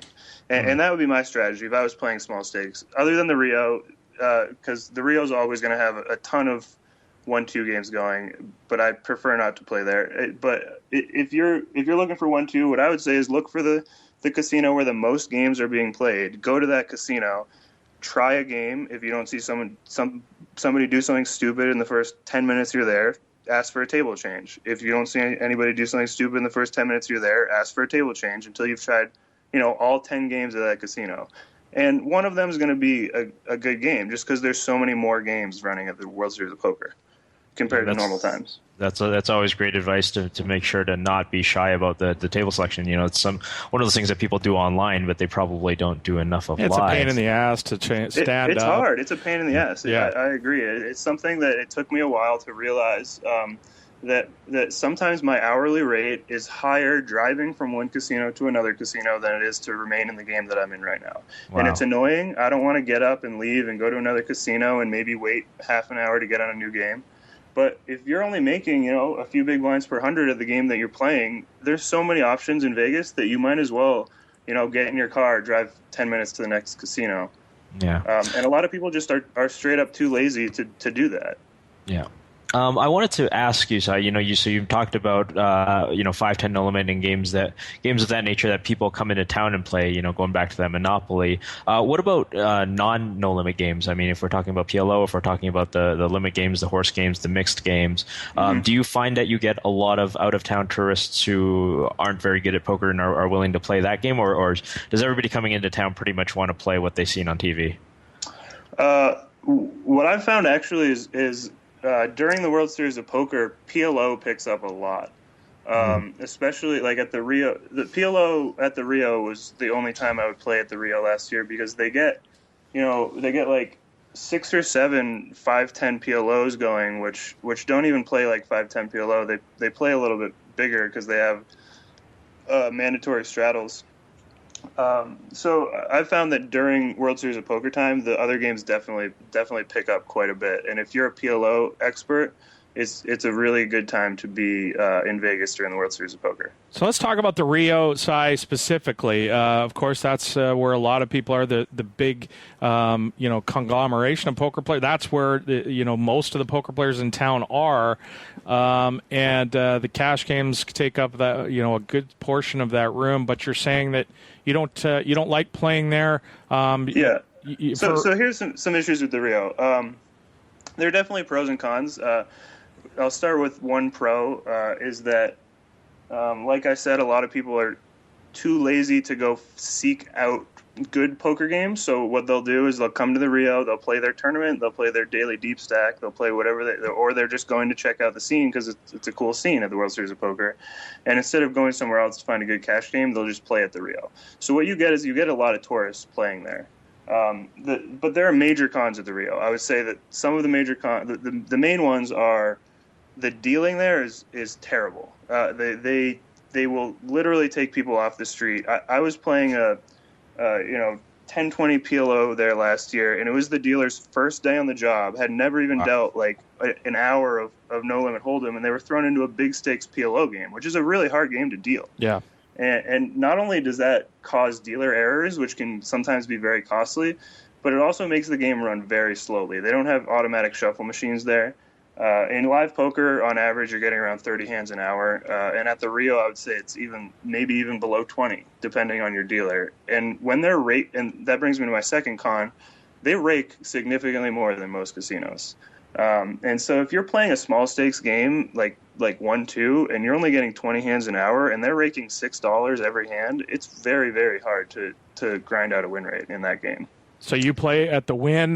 Give us an idea of some of the other places around town. Obviously, the Aria's got a nice room, the Bellagio, the Wynn. Give us the pros and cons and what your take is on the other places to play. You didn't mention Sheldon's joint on purpose. Yeah, no, we're not playing. We're not playing there. That's yeah, I don't usually play there. But one thing I did notice the other day, a friend of mine just moved to town to play 1-2 no limit, and we were just looking at the Bravo together the other day, and I saw there were 12 1-2 games going at Venetian yesterday. Wow. So, I mean, if you have your moral reasons for not wanting to play there, sure, but it could be a great place to play low stakes no limit. Well, just before you get to the other stuff, that's an interesting point, because it's this sort of the situation that a professional player like yourself is in, who plays for a living. And have you've got to pay the rent, you've got to buy food. You don't want to support Adelson because of what he's done, but because of the fact that players like yourself and other players boycott the Venetian, it's a pretty sure bet that those are probably the best games in town. Right? Yeah. I mean, if the Venetian had like 10-20 running every day, I would play there. I mean, I dislike what he's done for poker as a whole as much as anybody else, but it's very hard to turn away from a great poker game, regardless of where it's being played. Anyway, sorry for the derail. Some of the other rooms around town. So, I mean, you hit the main three. It's the Wynn, the Aria, and the Bellagio are really like the three core poker rooms that I play at on a daily basis. Part of that is because they're some of the few casinos that run higher stakes games, and part of it is just because they're great poker rooms. They're very well run poker rooms. They have great staff. They have great floor people. They have great dealers. They're just good at what they do. But for smaller stakes, honestly, like playing, I have one roommate that's been here for about a year playing low stakes poker for a living, and he swears that the 1-2 at Excalibur is the best game in town. Really? Yeah, and I believe it. Why go? It's like you were saying, like why go where everyone else is going to go? Like your example with Venetian, like if none of the pros are going there, you should go there. Same with Excalibur. Like who do you think's grinding out 1-2 at Excalibur for a living? There's probably like two guys, maybe. You know, like maybe two guys. So it's all about going where no one else goes, which is one of the reasons I don't really play much at Bellagio during the World Series of Poker. Is that's kind of the popular place to play. That's the place you go to like kind of be seen playing one like 10-20 no limit to try to like look cool and be seen playing high stakes. And I just avoid that because that's not what's important. It's good to go where none of the other pros are going, and that might be 1-2 at Excalibur. That might be 1-2 at Hard Rock. That might be 1-2 at Mandalay Bay. Like that's why Bravo is such a beautiful app, is because you can see that like. South Point is running a 2-5 game, and it's like who's playing at South Point. It's locals. It's there's no pros there. So for the main three, it's Wynn, Bellagio, Aria. But if you're playing low stakes, I would suggest never stepping foot in those rooms, because why would you want to play like at the place where everyone else is playing? I want to ask you about table demographic and what makes a good game for you. You mentioned looking for people doing something stupid. That's the obvious part. But I wonder about like table demographic. What kind of two games are sitting there side by side? What's going to make you jump in another rather than the other one without having too much information at the start? Right.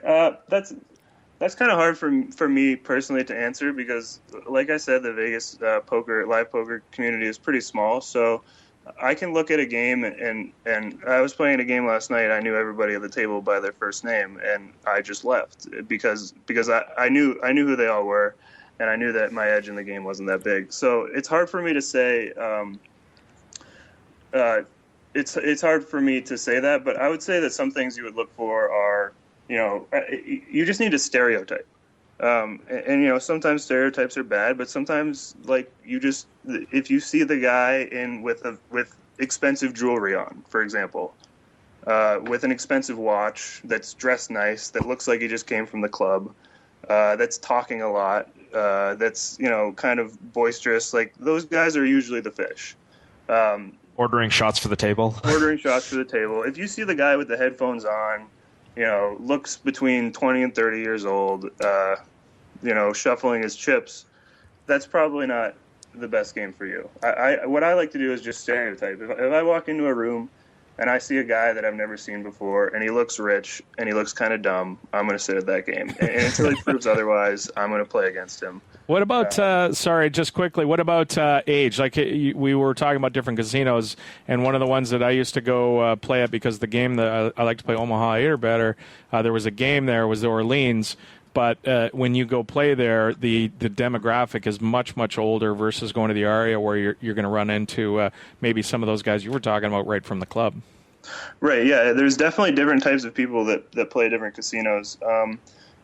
So I just had a friend move here that's going to try playing low stakes for a living, and what I suggested to him was to play at the South Point. One, because it's 5 minutes from my house, and two, because when you go there, the average age of the table is like 60-plus years old. And that doesn't necessarily mean that they're going to be bad players, but it means that they're not going to be aggressive. And he's new to poker, and for him to learn, the best place to learn is where people aren't going to be messing with him. They're just going to be playing super standard, tight, passive poker. And when you compare that to the Wynn, if you go to the Wynn, there's like the Wynn is kind of a one of the more upscale casinos on the Strip. So money is kind of being flung around more easily than the 60-year-olds at South Point, because the young people like to gamble more gambly than old people. That's another stereotype, but I think it's generally true. So yeah, I think you make a good point. Each casino will have specific people that like to frequent that casino, and I would say like all the locals casino, like the Orleans, South Point, like Red Rock, out on the side of town. Yeah, those are all going to be like kind of the locals demographic, whereas the tourists tend to group at the Aria and City Center, the Bellagio because it's a landmark, casino, the Wynn because it's a little more expensive and rich people like to stay there. Casinos like that, you're going to get more action, but out like the locals casino might be lower variance, I guess. Yeah, so it sounds like the high-end strip casinos, basically you're going to have more fish and consequently more pros at the same time, right? Right. Okay. Exactly, yeah.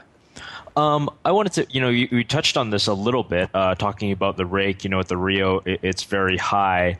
Can we talk about like how that affects, your selection of where to play as well? Because sometimes when the rake is high, the games are better. And also, if you could talk a little bit about, are you a member of, comp programs at these casinos? You're a local, you're here, you're playing 12 months out of the year. If there's that could, potentially make a difference to your bottom line at the end of the year, even, if you're getting some kind of cash back or rake back or even free food or whatever, that kind of thing.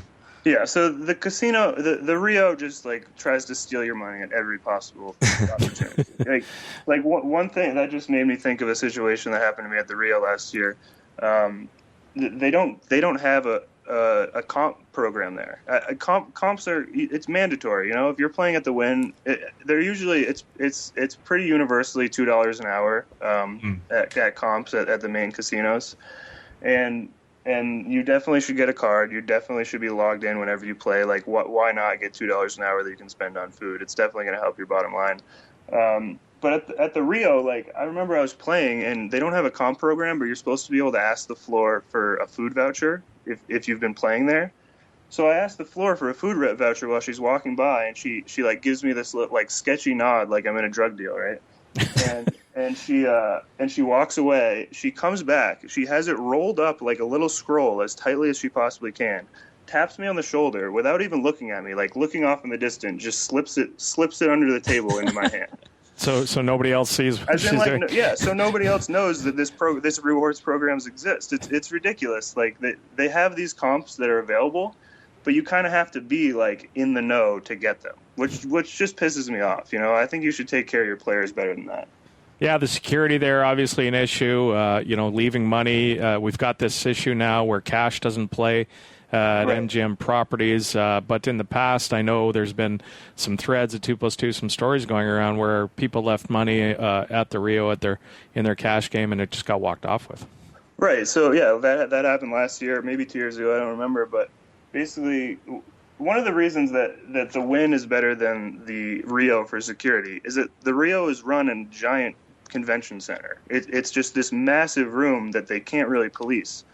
And 2 years ago, last year, I forgot what it was, this guy was playing, I think, 25-50 PLO. He had about 20,000, between 20 and 30,000 on the table. He went to go eat dinner. This guy walks up. He isn't even sketchy about it. He walks up to the table and he says, "Hey guys, my friend said that he's leaving and I'm going to cash his chips out." And everyone's like, "Okay, no problem." He just grabs like $25,000, walks out the front door. And then the casino just tells him tough luck. The casino tells him, that's your own fault. Like, we can't reimburse you.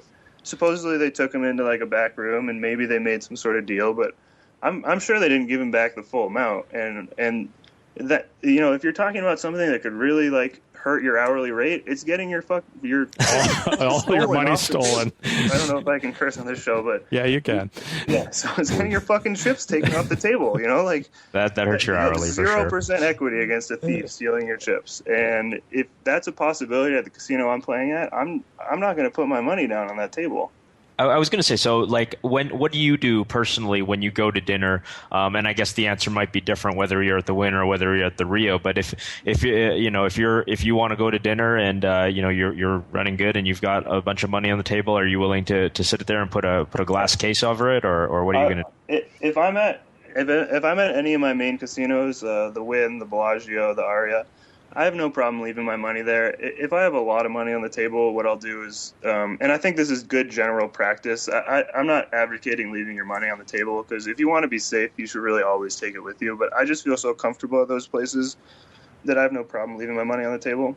But if I'm playing at the Rio, what you need to do is take all your bills and take all your big chips. If you're playing 1-2, take any extra $100 bills you have in play, and take any black chips and leave your green chips and your red chips. And you can do that. They don't have a problem with that. No, they don't have. They're not worried that you might go south. Okay. No, if you want to be fully, if you want to be fully transparent, what a lot of people do is they'll stand up and they'll tell the dealer or tell someone else at the table, I'm taking 7 bills off, or I'm taking X amount of money and chips off the table. So then when you come back, someone can verify that is in fact what you got up with. So how hard is it, and I know of looking at your results, and I remember your deep run in the main event in 2012, I think you finished 22nd. How hard is it to sort of stay, if you're a cash game grinder, to stay away from the lure of playing the donkaments? I mean, obviously you're going to play some of them that you think you have value in, but there's one every day, and it's tough. It is tough. I mean, yeah, I like to gamble. There's everyone knows that I like to gamble. I don't gamble in the pits. But when it comes to poker, I have a gambly personality, and tournaments are. I've never had more fun in my life than when I was going deep in the main event. It's just so fun. But from a logical standpoint, I can understand that tournaments are not best for my mentality. They're not best for my yearly bottom line, but they're really fun. And I always say at the beginning of the World Series of Poker, people ask me, hey, what are you going to play this year? And I tell them, I'm going to focus on cash games. I'm not going to play many tournaments this year. And then I play 35 tournaments. It's just, I can't, it's so hard. Just you wake up and you're like, what's going on at the Rio today? Oh, there's a 1K at noon. How could I not play the 1K at noon? You know what I mean? I'll go bust that in an hour and then go play that. And it's just tough to not play them. I agree.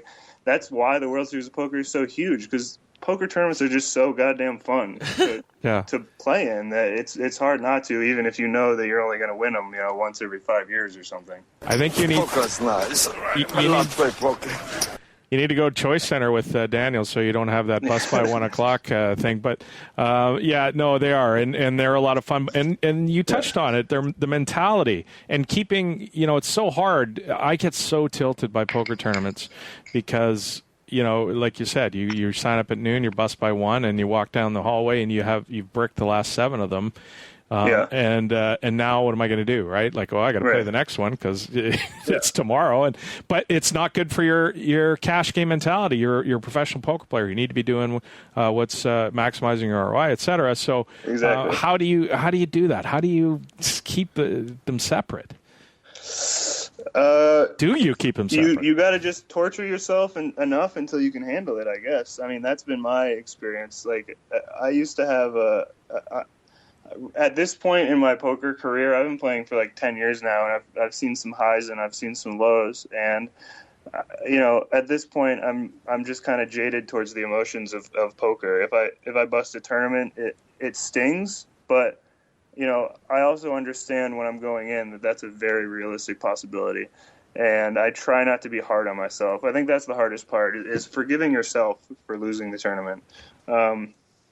Because poker, a lot of times when you make a mistake, you feel like it's your fault, but a lot of people don't realize that mistakes are built into your win rate. Nobody plays perfectly. So if you're making, $50 an hour, this is just using a cash game example, but if you're making $50 an hour playing 2-5, and you make a really bad mistake and you stack off with aces in a spot where you're really deep and the guy clearly had aces beat, people will beat themselves up and be really hard on themselves, but you just got to forgive yourself, because you got to understand that to get that $50 an hour hourly, you were making mistakes the whole time. And it was all built into your hourly. Your mistakes are going to happen. It's how you react to them mentally that's really going to keep your win rate high. You can't tilt in these games. None of the best players in Vegas that I know tilt. They get upset, and I get upset, but you can't let it affect how you play. And I think that's the biggest part when you play tournaments. A lot of people aren't capable of playing cash after they bust a tournament because it just kind of ruins their day. You know, like you were saying, like you bust 7 in a row, you feel like shit about yourself. It's interesting because to me, it's almost like people are either hardwired, or most of the people are hardwired for one or the other. They don't tilt playing in they're MTT guys. They play MTTs. They play them well. They don't tilt because it's the most tilting way of formats to play poker for a living. But they go play cash and they completely go snaky, because if they get felted, they can just buy in again instantly. But you have cash game guys, and this, I'm putting myself in this category, where I don't tilt too much playing cash games, but I go play MTTs and I tilt like a monkey after playing well, and then busting out and sitting there for 5 hours, and then making a good play, and I've got to make this play. I got to just end this situation, and I go home. And now I'm super like, it's weird how I'm wired for this and they're wired for that, and I think it's like a category type thing. Yeah, I agree with that. I'm kind of the same way. I don't play many tournaments these days other than the World Series of Poker, just mostly local tournaments. I don't travel much anymore, but I'm the same way. When I sometimes it just, I'd say the most tilting thing for me in poker is I'm so used to playing, my normal game is 500 big blinds deep, and you can do whatever you want 500 big blinds deep before the flop. Like you don't, not whatever you want, but like I go crazy before the flop, and I'll play pretty loose.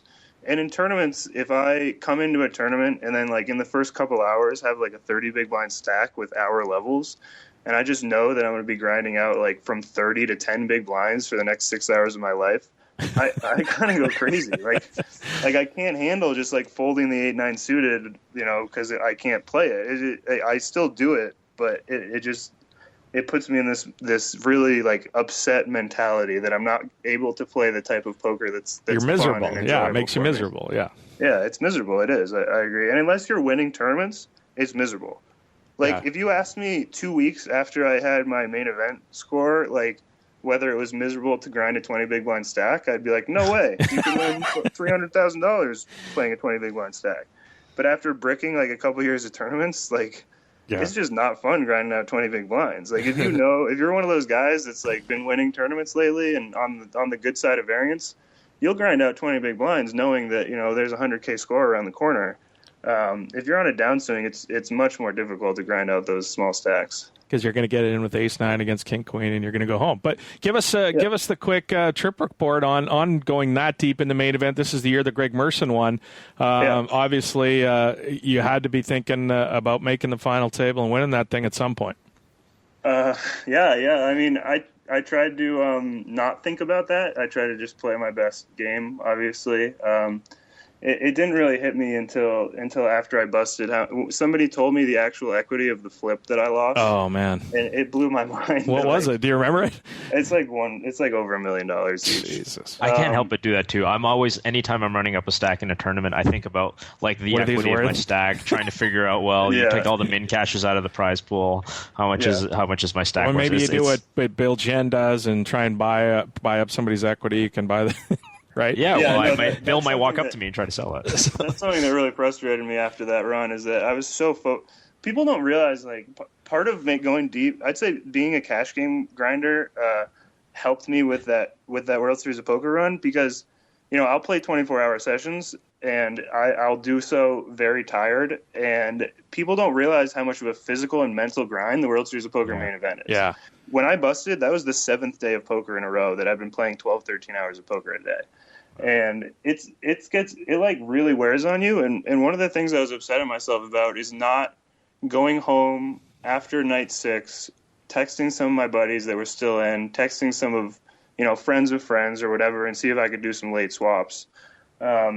Because I'm sure there are a lot of people that would have accepted a swap that did better than I did. I got like a couple swaps in, but I really wish I had diversified my equity at that point in the tournament. I was kind of just it all happened so fast and I kind of just like thought, I'm going to win, so it doesn't matter. I was trying to stay confident. But looking back, I wish I had diversified a little bit at that point. So you didn't get a Merson swap in, is what you're saying? I did not get a Merson swap in, unfortunately. I love Greg Merson. He's a great guy.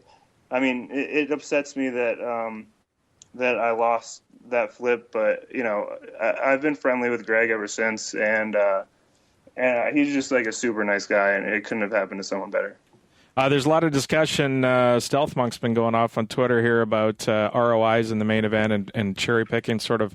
Right, him and Garoxibu going back and forth. Yeah, I wanted to get your opinion on that. What do you think? Like the ROI for a top player is in the World Series, because it's changed, and obviously in the main event. I mean, he's still going. Oh my God, Stealth Monk's ROI. I mean, I'm going to avoid talking shit about Stealth. No, just in general, yeah. Because I don't want to get in an internet battle with him. He's the best. He'll win. Yeah. But I would say that he likes to exaggerate a little bit to make points, and I think that he says he has a 300% ROI in a Foxwoods main event. Like, he knows that it might not actually be quite that high. He's just trying to make a point that that these ROIs it's possible to have an ROI that high. I would say that 300% in the World Series of Poker main event is definitely doable, and I would say that Stealth Monk himself has a 300% ROI in the main event. I think a lot of the top guys do, but it's because there are so many people in that tournament that are incapable of getting first place. Like, a lot of people don't realize that in poker tournaments, a lot of your ROI comes from occasionally getting first place. And when I say occasionally, I mean very, very rarely, but you have the ability to do so. Right. You have the ability to make top 3. And when you do make top 3, you win $10 million. And if that happens once every 2 lifetimes, your ROI is huge. Like, there's some subset of players in Greg Merson's year, whatever the subset is, that if they got heads up, somehow or another, they got heads up with Greg, they can't win. Right. And it's not even about getting heads up. Like I say getting first, but what I really mean is going deep. So having the balls to go deep. Some people play a style of poker that they just are incapable of. They don't have the gamble in them to be able to make it that far, which is why I like watching main event coverage, because I really respect people that have the balls to gamble, even if they aren't that good at poker. You know what I mean? Like Jamie Gold, for example. He's clearly not a very good poker player. But you got to respect how little he cared about money towards the end. He or anybody like that. Jerry Yang. Remember Jerry Yang? Anybody that makes that deep run, that's just kind of you're like, holy shit, that guy's gambling for millions of dollars right now, and he looks like he's playing a home game. They're probably like 3% to min cash, but they probably have about a 10 times better than chance of actually winning the thing than a lot of people. Right, and I'm not saying that you should just go crazy. I'm saying that you can't be scared when you make it to day 6. You can't all of a sudden start playing. You can't revert to playing bad poker and playing too tight at that point. You got to keep doing what you did to get yourself there. And a lot of people, when they make it deep in tournaments, people have a threshold of where they're willing to keep gambling, and then they have this aha moment where they're like, shit, this is really intense. I'm just going to try to lock up 13th place, I'm just going to try to lock up 10th place. I'm just going to try to lock up 5th place. And different people have different thresholds, and the type of people that are just willing to go for it and win, Newhouse. Yeah. That was a ballsy bluff he made last year. Right. And he finished 9th the year before, and I know how much it hurts to go deep in the main and not make the real money. And the fact that he did it a second year and that he bluffed to get 9th again, dude has balls. You can't deny that he definitely has balls. And that's what it takes to win poker tournaments. You need to have the guts to take it all the way. You mentioned the Rio has a high rake. Can you give us an idea of rake in the other places, or they're all pretty much the same? They're all pretty much the same. I think it's $5 a hand. So there's 2 different types of rake systems in Vegas. There's time games, and there's games that they rake out of the actual pot. Right. So the general rule is is 5-10 around town. You play $6 every half an hour. 10-20, you play $7 every half an hour, and then all the games below that. Actually, PLO might be all-time games. I'm not sure, but everything below that I think is 10% up to $5. I'm not exactly sure though. Yeah, it seems like the time games are definitely a way better bargain based on that. I mean, 7.5 hours, nothing compared to 10% to 5. The time games take a lot less money off the table than the games that break the pot. So we've done lower stakes. Now, what about the mid to high stakes guys? They're coming into town. Presumably they're going to play, 10-20, that type of thing. Are you going to play at the Wynn? Is it the same sort of subset of rooms, or is there one room that's better than the other? I hesitate to tell people to play at the Wynn because that's where I play, and I don't want any other good players playing there. I understand. But it's my favorite room. What I like about the Wynn, a couple of things I like. I think they have a great room in general. They run it very well. And then the cool thing about the Wynn is they have an uncapped 5-10 game. Well, now that's interesting you mentioned that because a month or two ago, I understand that game got a little crazy. The game did get a little crazy. A little crazy is an understatement. Tell us, were you there? What happened? I was there. I was not in the game. My roommate was in the game. He did very well for himself. Do you have any stories? Did he tell you any hands or anything? And so I was watching it go down. There was some crazy. I can't think of any specific hands. I mean, the last hand. So what happened was Andy Beal. I don't know if. Oh yeah, we covered it. It's the guy from The Professor, the banker, and the Suicide King. He's a billionaire who used to play the corporation heads up for a lot of money. He shows up with a couple of his business friends looking to play 1-3, and this is another reason. I don't know if I should be saying all this, but this is another reason I like the floor at the Wynn is these guys show up to play 1-3, and the floor is smart enough to realize they're in the game. 1-3 is the same thing to Andy Beal as 5-10, is the same thing to Andy Beal as 10-20, is the same thing as 25-50. You know what I mean? To these guys, it's all the same. So these guys come and they want to start a new 1-3 game. And the floor is like, oh, you want to play 1-3? Well, we got a new 5-10 that's about to start. You guys want to play that instead? So they're like, yeah, sure, whatever. So these three guys sit down. And does everybody know it's Andy Beal right away, or is there a recognition? There's a little bit of a period where people aren't really sure what's going on, and then his name starts getting whispered around, and then eventually everyone knows exactly what's happening. And so Beal sits down, he buys in 10,000, he loses it. I love how he just loses 10,000 in the 5-10 in an hour. Gets a 50K marker, gets 10 flags. Loses that, gets another 50K marker, loses. He lost 100,000 in the game or so, and I've never seen anyone lose 100,000 in a 5-10 game. Okay, here's this is my favorite hand. I did just remember one hand. This is a classic Andy Beal hand. So he opens to 100 under the gun, just the classic 10x under the gun raise. Button calls, just a good reg calls on the button. Blinds fold. Flop is 3-6-8. Beal bets 500. Just 2.5 times the pot. Yeah, as always. Red calls. Turns a 6, so it's 3-6-6-8. Okay. Beal bets 2,500, just 2x the pot. Standard. Yeah. Red calls. River is a 10. Beal bets 6,000. Red calls. Beal tries to muck his hand because he knows he's no good. Turns it over accidentally and shows the 7 deuce offsuit. Which is awesome for so many reasons. It's awesome because he opens 7 deuce off under the gun in 3x pots on every street. Yeah. It's also awesome because when people do the old 7 deuce bluff, they're just itching to show hey, I bluff with 7 deuce. Yeah, of course. Beal at the end just tries to muck it. You know what I mean? He's he doesn't even want to show off I was mucking, I was bluffing with the 7 deuce. He was, it's just another hand to him. He was just. What did the reg call down with? He had ace 8 or something, like top pair. He had some sort of reasonable hand, maybe like pocket jacks. I don't know. Okay. He had a reasonable hand to call him with, but I just thought it was awesome that he tried to muck the 7 deuce instead of showing it. Instead of flashing it, hey, look at me. Yeah, that's fantastic. I mentioned, or I was trolling through your tweets, and it seems like you're heavily into daily fantasy sports, or at least interested. And what's your involvement with DFS these days? I actually spend more time on DFS these days than I do poker. I'm very, very into it. I have a group of people that I work with, and we've been doing pretty well. I think that the edges are big.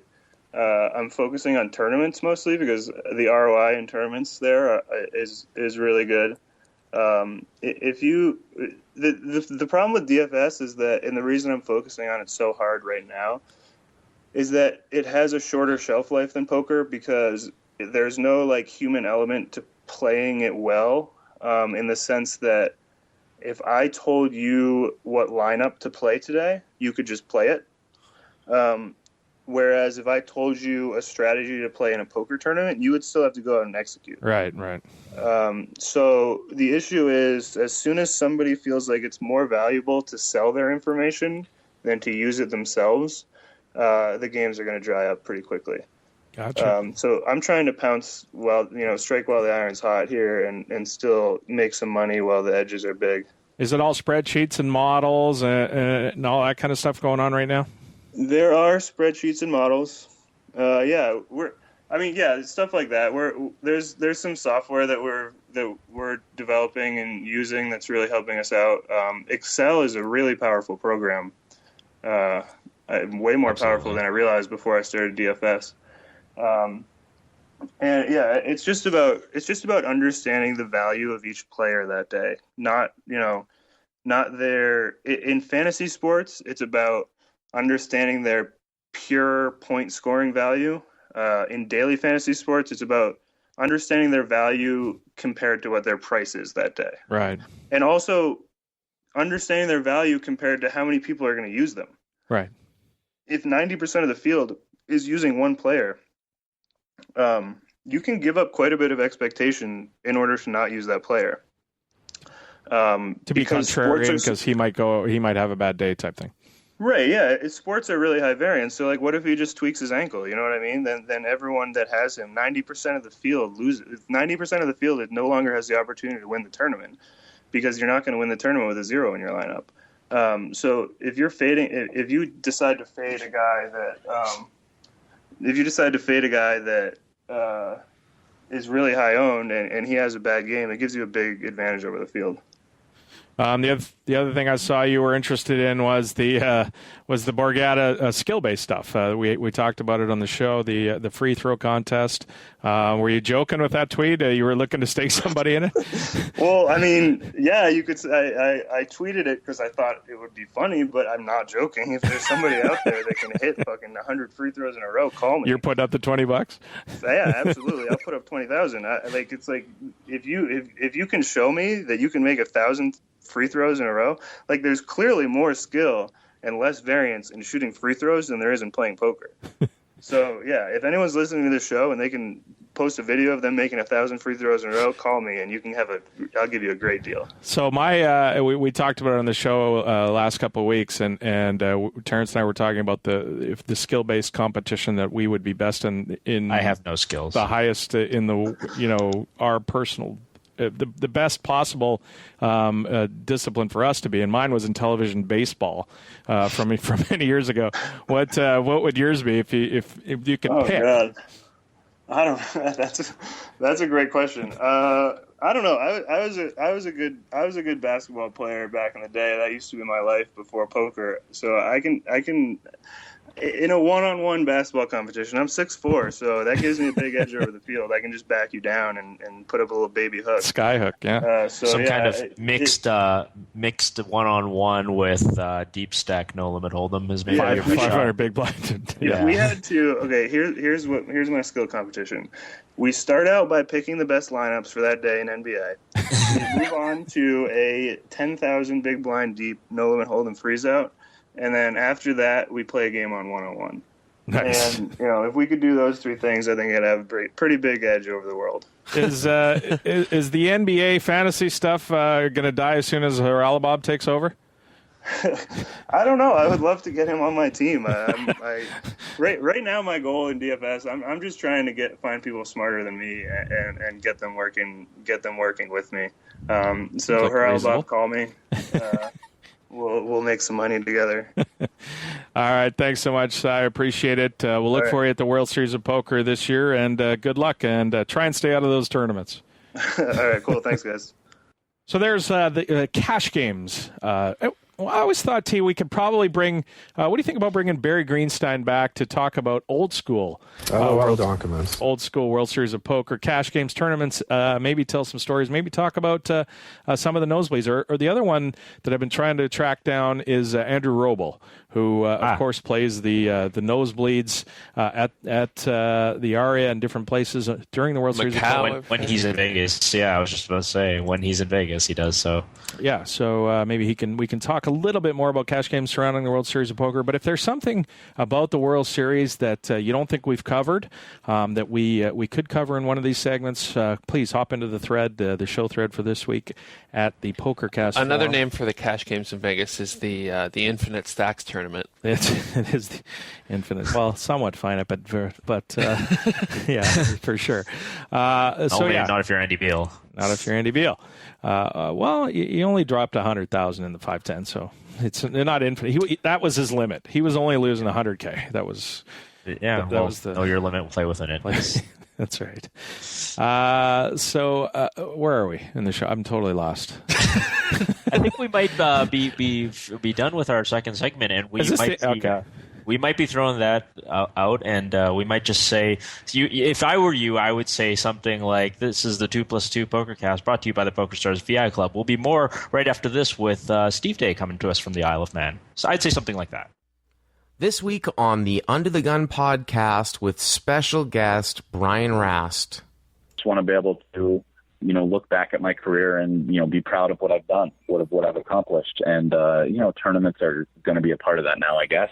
I've been having tournament success. I've been putting a little bit more time into thinking about tournaments, and I've been getting better, and I enjoy it. And yeah, I mean, there's another aspect too. At this point in my career, I've done well. I've made good money, and I do obviously think about things in terms of I want what's the most profitable thing for me to do. But sometimes also, I'd like to, tournaments are a more noticeable thing. So, maybe winning more bracelets during the World Series of Poker.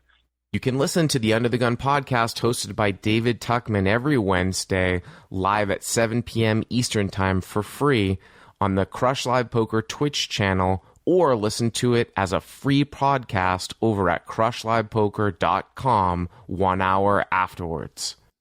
Hey folks, don't forget to follow the Pokercast crew on Twitter. Adam is at PokercastAdam, and he'll keep you up to date on things like upcoming guests, listener contests, and all the latest bacon-related food innovations. Follow Ross at PokerCast Ross, and you'll discover new hip-hop bands and learn how to not play Micro Stakes No Limit. Also, give us a like on Facebook, where we post lots of photos and other nonsense. Hey, folks, don't forget to stay connected with the Pokercast gang between shows. There's a dedicated forum on 2plus2.com where you can discuss the most recent show, request a guest, suggest topics, or just chat about bacon and titties. The Pokercast forum on 2+2. Picks or get the F out. At blinds 120K, 240K, it's folded to me in the cutoff, and I raise ace-king off to 480,000 with a stack of 14.6 million. Button folds, and the small blind 3-bets to 1.25 million with an effective stack of 8.9 million. I've played with the guy some in previous days. I felt he wouldn't flat call many hands from the small blind and was capable of getting out of line pre-flop. I 4-bet to 2.15 million with the intention to call his shove. He went all in, I quickly called, and he also had ace-king off. The flop came down with 3 clubs. I had the king club, but he had the ace of club. The turn was another club, and I doubled him up. Team Pro Online's Marc-Andre French Dog Ladouceur is a Supernova Elite VIP. This is the 2+2 Pokercast, presented by the Pokerstars VIP Club.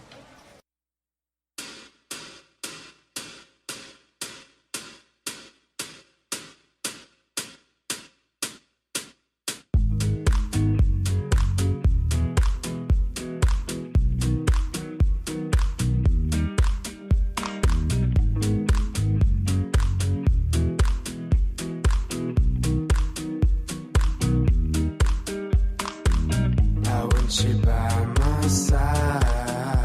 Welcome back to the 2+2 Pokercast, presented by the Pokerstars VI Club. I am your... Okay, it was pretty good for our first try. I didn't even know I was going to do that. But hey, if you're going to, like you're the running back, you always got the ball. Somebody stripped it from you. I'm just a big clumsy lineman. I picked it up and I ran. Yeah, give me a break. I went the wrong way with that ball. So what? Give me a break. I love it. You get the ball in every possession. This is my first time touching the thing.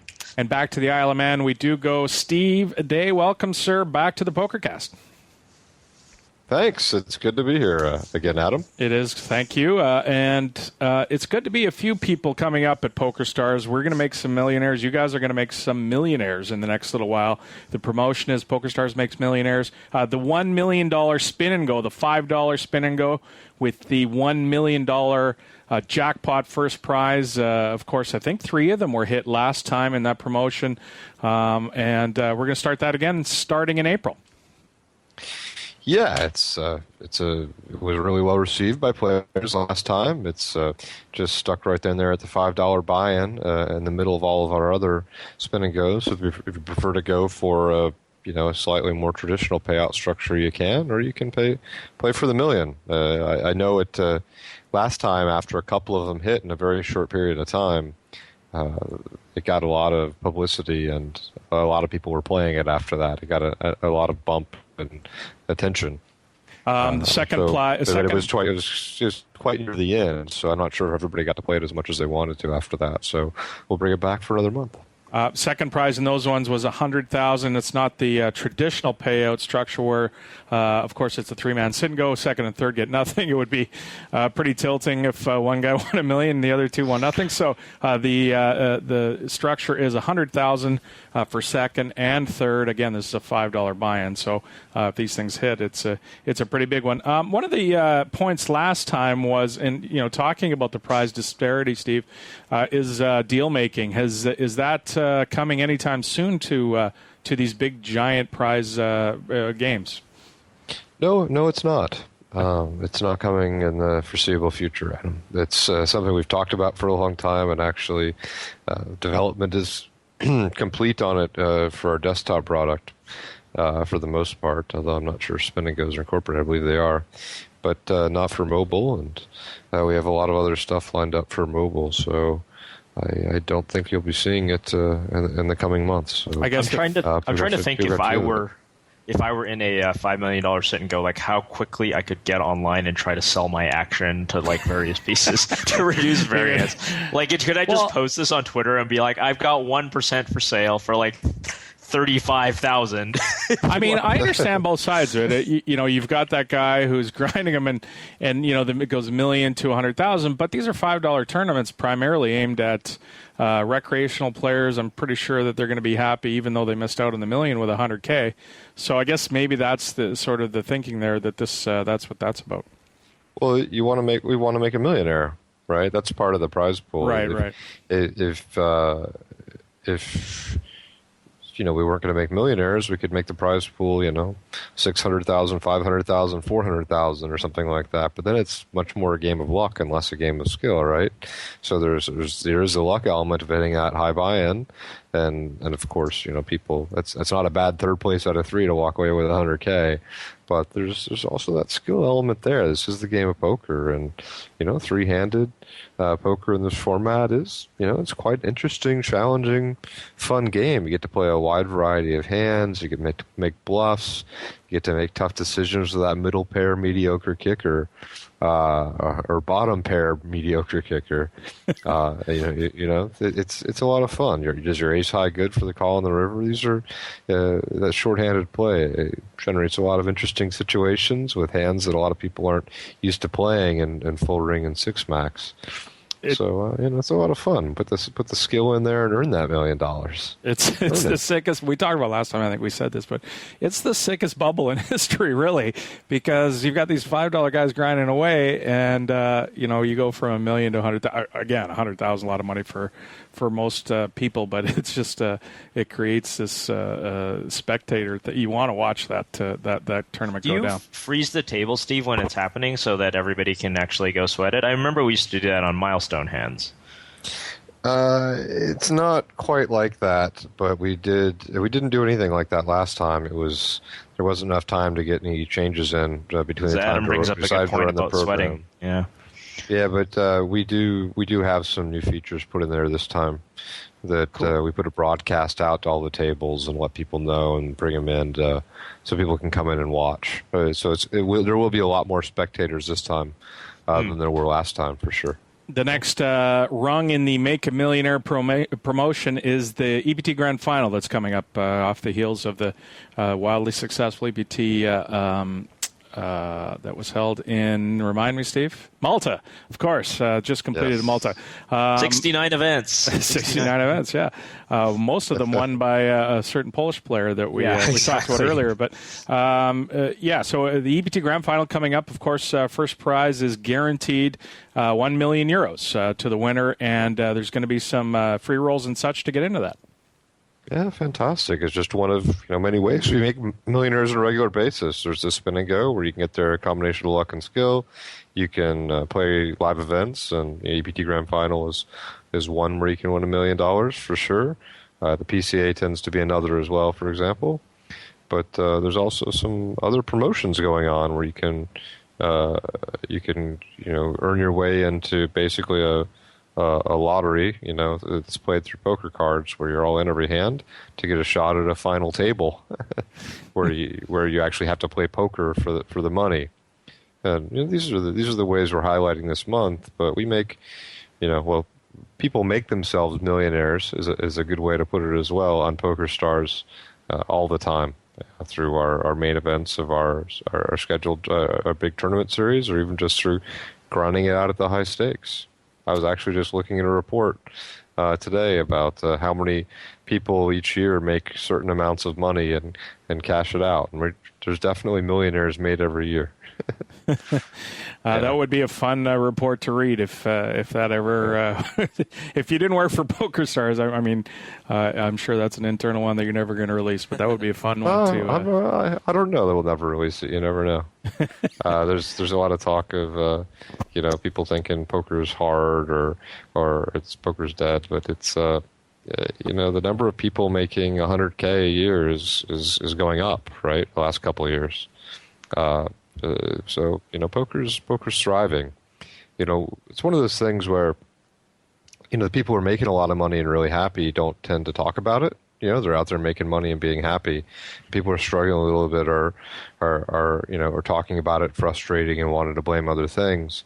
You read about this in the forums, and another thing is that for several years back when I'll raise my hand, I fully took advantage of this. You could be just completely, pretty lazy and play pretty basic poker and make a pretty decent amount of money without really trying too hard. If you just understood basic strategy, you have to play a lot of hours. People weren't playing a lot of tables, and that was because poker was growing so exponentially that there was a certain number of professionals one year. And poker would, double in size or increase by 50%. So there's enough room for all those people plus 50% more, right? So the competition, for the amount of money that was there to be won for professionals to take out of the economy was not very tense, right? It was very easy for everybody to do it. Yeah, well, there's very easy for everybody to do it last year to keep doing it, and for to grow by 50% or something like that, additional people. But lately, the rate of poker growth has been, it's been smaller. Poker's not shrinking, but the growth has been, far smaller, right? So at least Pokerstars hasn't been shrinking, but the growth has been, slower. Year, it's not the poker boom at the moment. I don't know, Steve. I feel like everybody listening to the show has the inalienable right to make $100K a year without trying very hard on working on the game. I feel like that's what I have the right to. That's why we're here. Without trying. If I wanted to work hard and study, I'd get a real job. People got used to it. To be fair, I mean, I don't know. I understand it, but. You've got to work. If you want to be one of those people that's a professional and make that money, every year there's new people coming up who are trying to take those spots, and the number of spots isn't increasing by 50% every year right now. Now, look, our goal is to grow poker, and I hope we're able to get it back to that kind of growth at some point again. And hey, the sooner the better, and we are working hard on that. But in the meantime, I just want to point out that, there's plenty of people making a living out there. There are plenty of people making, some money that aren't making a living out there. The economy is plenty healthy. There's people beating the games just fine. And, if you haven't read the forum posts I'm talking about, then forget about it. But I'm sure everybody's heard the jokes about no money and insert poker game here. Everyone's solid. Look, people are playing good poker these days, that's for sure. The educational resources are still are much better than they used to be as well. It takes more work, I would say, just because of the growth rate to be a professional poker player, in my opinion. But there's still a lot of opportunities out there. A lot of people doing really well. Lots of success stories in poker. It's a good economy out there. One of the ways that poker is growing, Steve, is the explosion of Twitch, and it's now, if you go down to 2+2 and you look on the right hand side with the banner of people that are watching different people, there's all kinds of different Twitch streams to watch that you might be interested in. There's a lot of Pokerstars people involved with this. Of course, none bigger than Jay Carver, Jason Somerville, whose following is fantastic. But there's a lot of Nanonoko. There's lots of Godlike Roy. There's tons of Pokerstars people involved in this.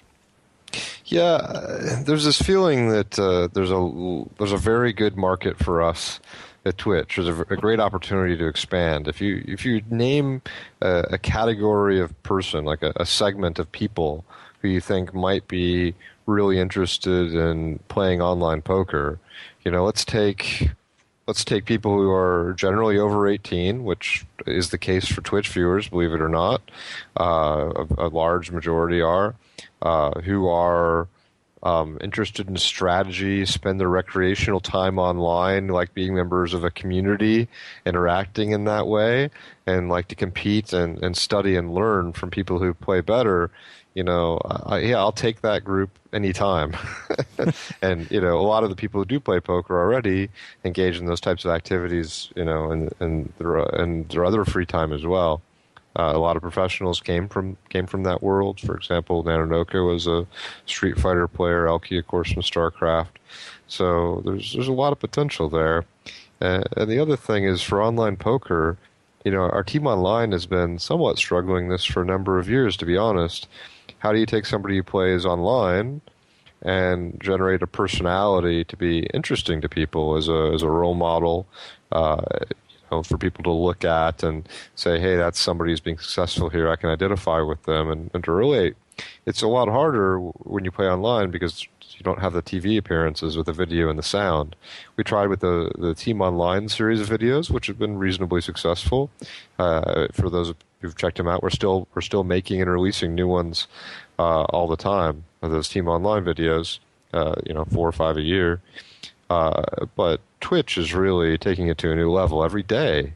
You can watch somebody play, you can interact with them directly, see the videos, see the personality, and start to identify, with the life of an online poker player and, your favorite online poker player. There's a lot of options out there. People doing good things. So I think this is absolutely huge for online poker, and it could really be the start.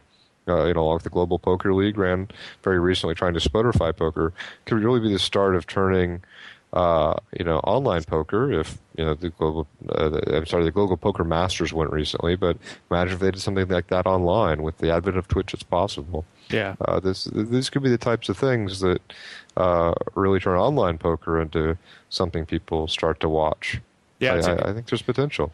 It's interesting when something like this sort of you're at the start of it, and you've really just scratched the surface of where you can go with the technology. So it's going to be interesting to see how it plays out. Yeah, it is. We're looking at Twitch as a big opportunity for our team online. I think you'll start to see. You already see a lot of them on there. You start to see more and more. And of course, there's also Jason Somerville and Elke out there for Team Pro doing this as well. Regular Team Pro. It's just it's great stuff. I don't know if you guys watched streams. I have. I've watched a fair amount. I've watched Somerville a lot. I like PLO, so I'm watching some of the PLO guys as well. Terrence, you've watched Somerville, right? Yeah, oh yeah, definitely. I mean, the guy's just a one-man show. I can't believe that he can consistently talk and be interesting, and it's so cool to see that growth from when it was like this very niche thing at Run It Up, but he just stuck with it. It's a real Horatio Alger story with Jay Carver to becoming like by far the most dominant force in this. Like I'm looking at the numbers on the 2+2 sidebar right now. I mean, it's Jay Carver, Jamie Staples and Elke 1, 2, 3, but Jay Carver's got 8,000, Staples has 1,000, and Elke's got 276. I mean, everybody thinks like Elke. That's one of the biggest names in poker. This is a guy who's been around for 12, 13 years, dominating at the high stakes, and 40 times more people want to watch Jay Carver. I think it's because Elke is speaking French. Okay, no, well, is it a combination of French, English, and Korean? Because that's what I remember of Elke's speech. Yeah, that was a long time ago. Yeah, indeed. Good enough if on the Twitch thing, Steve. The Sportsbook, I understand, is live. Is it live? I don't believe it's live in Canada yet, though. No, it's live at a very small number of places, Spain, France, and Italy, only for a few hours. Well, it's live in the Isle of Man. For example. I mean, we're talking about a very small number of places. The Isle of Man, so if you didn't work for the company, then you would be able to gamble on it, except that everybody in the Isle of Man works for Pokerstars. Yeah, well, we're not quite employing 80,000 yet. We're going to have to grow poker a little bit more to get to there. And the betting of units is in sheep in the Isle of Man, right? You don't bet dollars. It's bit sheep. It's quite a modern place here. We're going to be like the next country to the moon. If there's betting lines on what will the next country be to the moon, and we're not terrible underdogs, if you believe it or not. All right. So maybe it should be rocket ships. So there's a few sports. There's football, which of course would be soccer to you. Tennis, basketball, volleyball. The guy says like he's not from America. I love how it's soccer like to us. He's so European now that I've been here 5 years. All right. It's rubbing off on me. But you're Americans in your soccer, the man says. And basketball, volleyball, rugby union, and I am embarrassed to say this, ice hockey. Yes. It's not just hockey. Oh, it's ice hockey. Well, there's field hockey, right? That's big. Well, there is. Most Americans wouldn't consider betting on it. Maybe Canadians would. But, it is ice hockey. I got crushed. First time I came home I went back to the U.S., after living here and referred to it as ice hockey with my friends when we were playing a game. I got absolutely destroyed for that. Up for a game of ice hockey. As far as I know, is a Nintendo game, and that's the only context that you say ice hockey. As if you're referring to the late 90s Nintendo game. So is it a slow rollout, Steve, of the Sportsbook? What's sort of the big plan for it? Well, you start it, and I'm 100% focused on poker. I should be clear. I think I spent, 15 minutes doing a little internal test to help the sportsbook team out when they needed employees to test it out internally. But other than that, I don't have much exposure to what they're doing by choice. I want to focus on growing poker personally, and right. A lot of our people are that way. There's a dedicated sportsbook team that do the thing, but. Can you answer? Having been through a lot of I don't answer the question. Having been through a lot of rollouts, the speed goes based on what issues you find, right? So they roll out to a small group, resolve whatever issues you deem to be critical, and then move on from there. It would be my assumption. Not for this rollout in particular, but just for any technical rollout.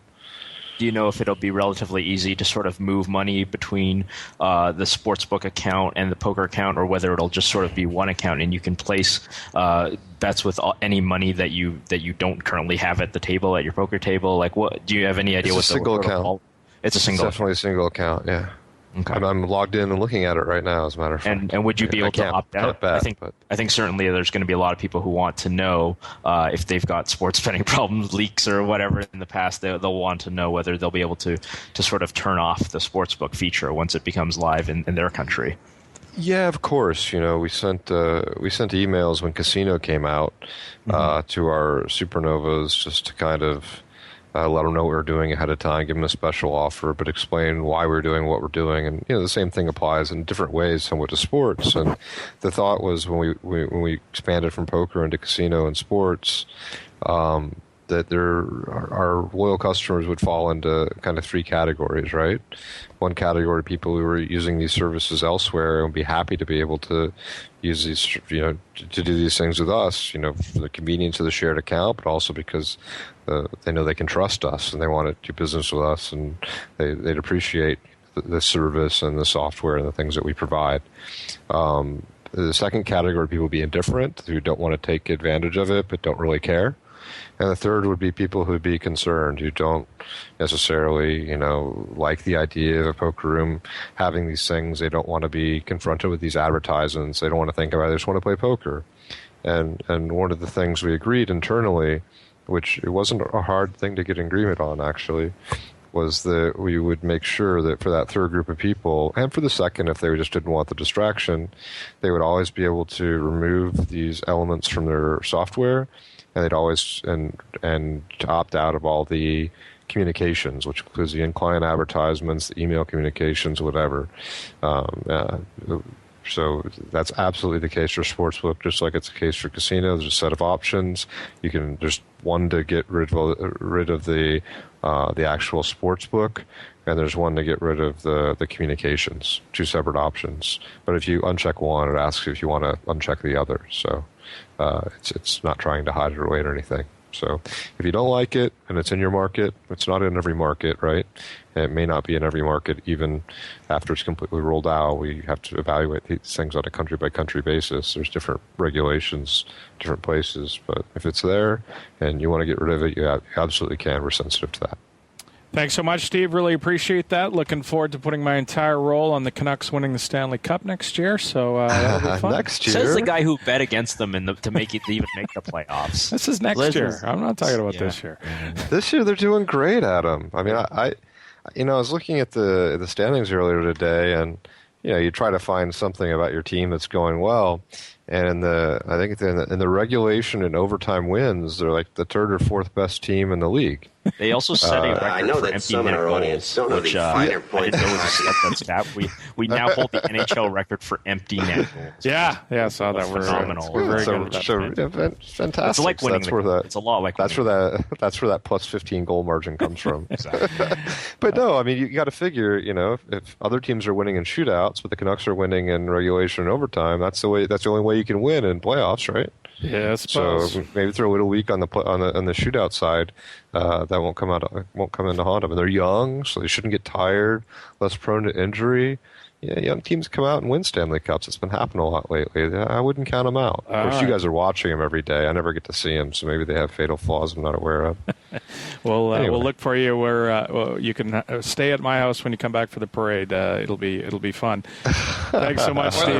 Or the riot. The parade and riot. Yeah, actually, I think Ross nailed it there. I don't really want to go to the riot. No, it sounds like a lot more fun. Well, you could just do what Terrence and I do. We go to Vidges and sit there and watch the riot on television. We flew to Vegas, or I flew to Vegas last time. I had to get out of town. I just went to Vegas. No, we were at Vidges in the middle of the riot. Yeah, that was a lot of fun. I was in the middle of the riot. Yeah, we were too. Lighting cars on fire. Yeah. Thanks so much, Steve. Thanks, guys. I appreciate it. T, you've got to make one of us a millionaire one of these days winning these things. I'll try. I mean, try? Are you willing to buy some? If so, like, let's say, can I just have a standing offer that if I play and I hit one of these things that you have like 1/4% of it for how much par equity is worth, so I can like sell off? Can we just make a standing order of 1/4%, and I'll text you as soon as I'm in, being like, you can sweat your see if your 10,000 worth of equity or whatever it is. I'm playing lots of these $5 spin and goes. So maybe I should be the one buying. Yeah. I could have a standing. I have a standing offer to buy 1% of you at par. I guess. Well, it's $5 million. $5.2 million in the prize pool divided 3 ways. So math. That's what like 1.65. So you want 1% at par? If I ever hit one of those? So that would be like $16,500, right, or something like that. Approximately that. 1%. So So if you that way you reduce your variance, and you're at worst up 100 116,000 or whatever it is. Love it. All right. Let's get the invitational out of the way. This is the Pokerstars Invitational for Pokercast listeners.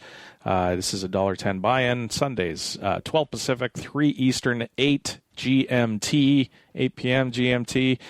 For those over in the UK and such, we need a password. For this one's going to be Millionaires. Pokerstars is making Millionaires, as we talked about with Steve. The format, why don't we go Zoom PLO? How about a little 6-max Zoom PLO, Roscoe? That's Zoom PLO. That's your wheelhouse.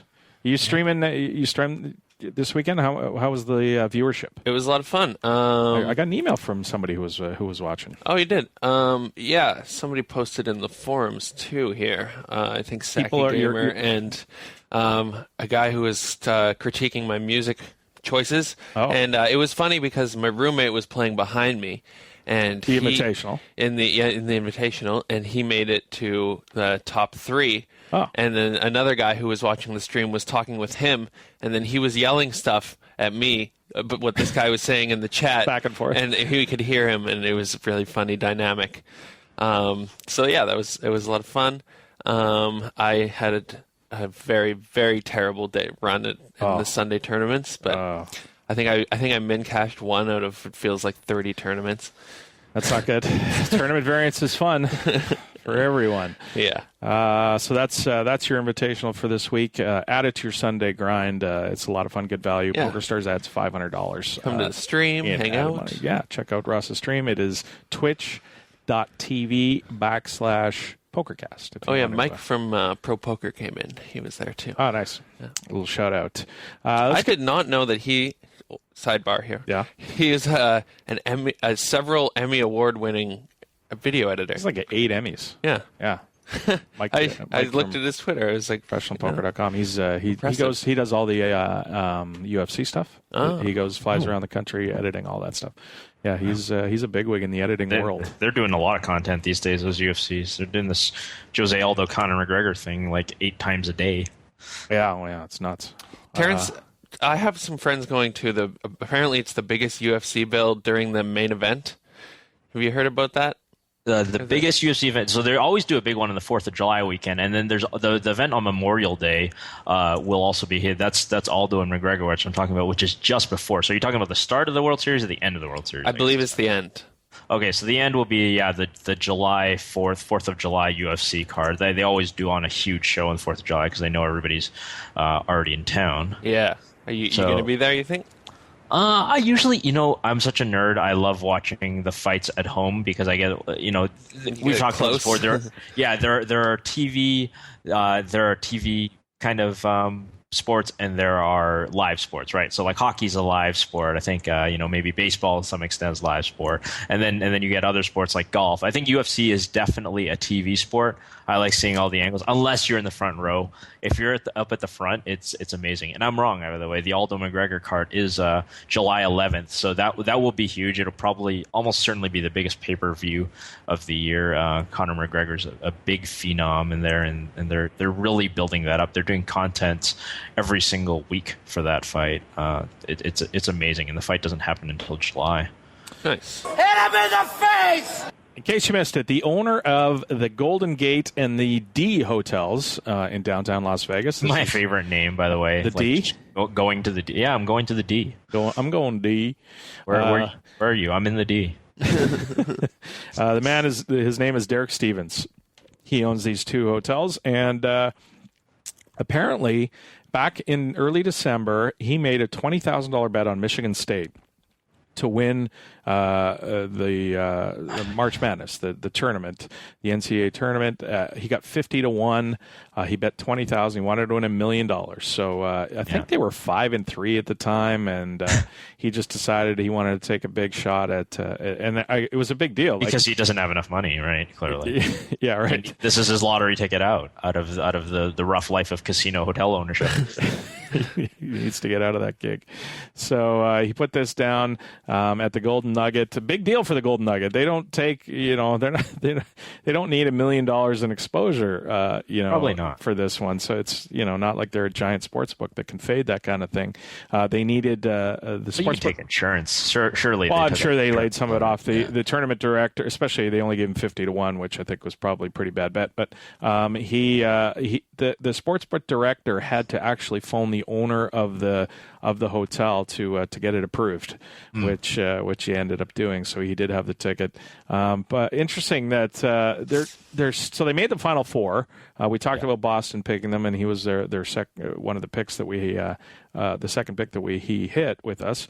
They're 8-1 to win it with 4 teams left.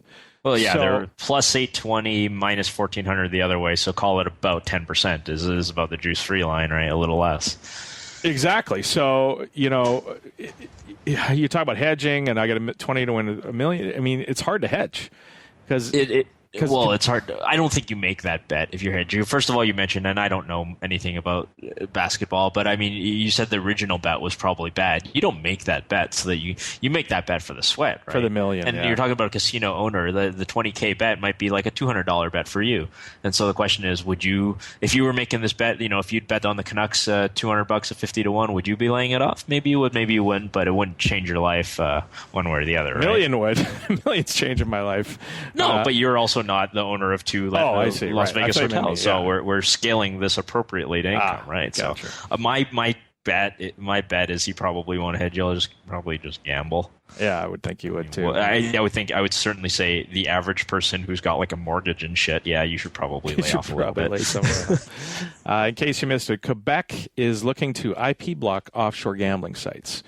This is a pretty big deal for those of us in Canada. This is never, it's been whispered. This is not going to happen, right? Like, this is insane. Like, this, we don't live in Russia. No offense to Russian listeners, but your guys' country is slightly screwed up sometimes. But no, this can't happen in a country that can't. There's so much that this is a free speech issue. Like, what else can they block? I mean, they can block pornography if they don't want to do that. If they don't want any drug sites, or what if the film industry decides, oh, you got to block all these torrent sites? Like, there's no way. But sorry, continue. I don't see this happening. I share your outrage, but announced in their... It's not even outrage. I just don't... It's just not going to happen.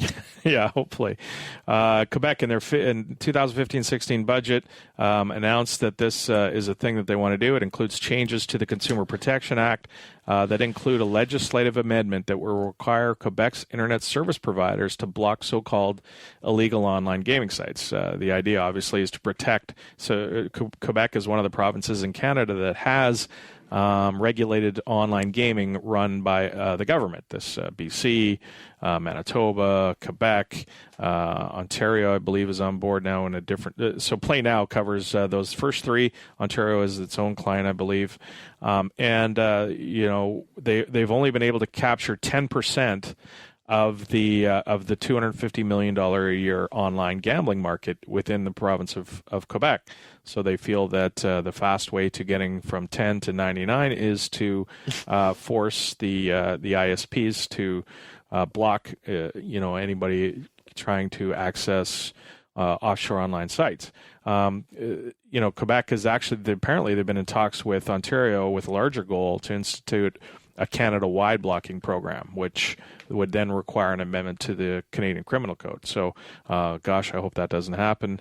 I hope there's outrage, and I hope that doesn't happen, but I would not be surprised, to be honest with you. Why is it just politicians are always thinking that they control the internet, when clearly they can't, and it's not going to happen. I hope not. They've also suggested that they are considering issuing licenses to outside companies. So companies like Amaya, who run Pokerstars and Full Tilt, could conceivably buy a license and be able to offer their products to people in Quebec. I think that would probably defeat the purpose that Quebec doing that, especially to Amaya, but who remains to be seen. Maybe they're just trying to do a cash grab on it.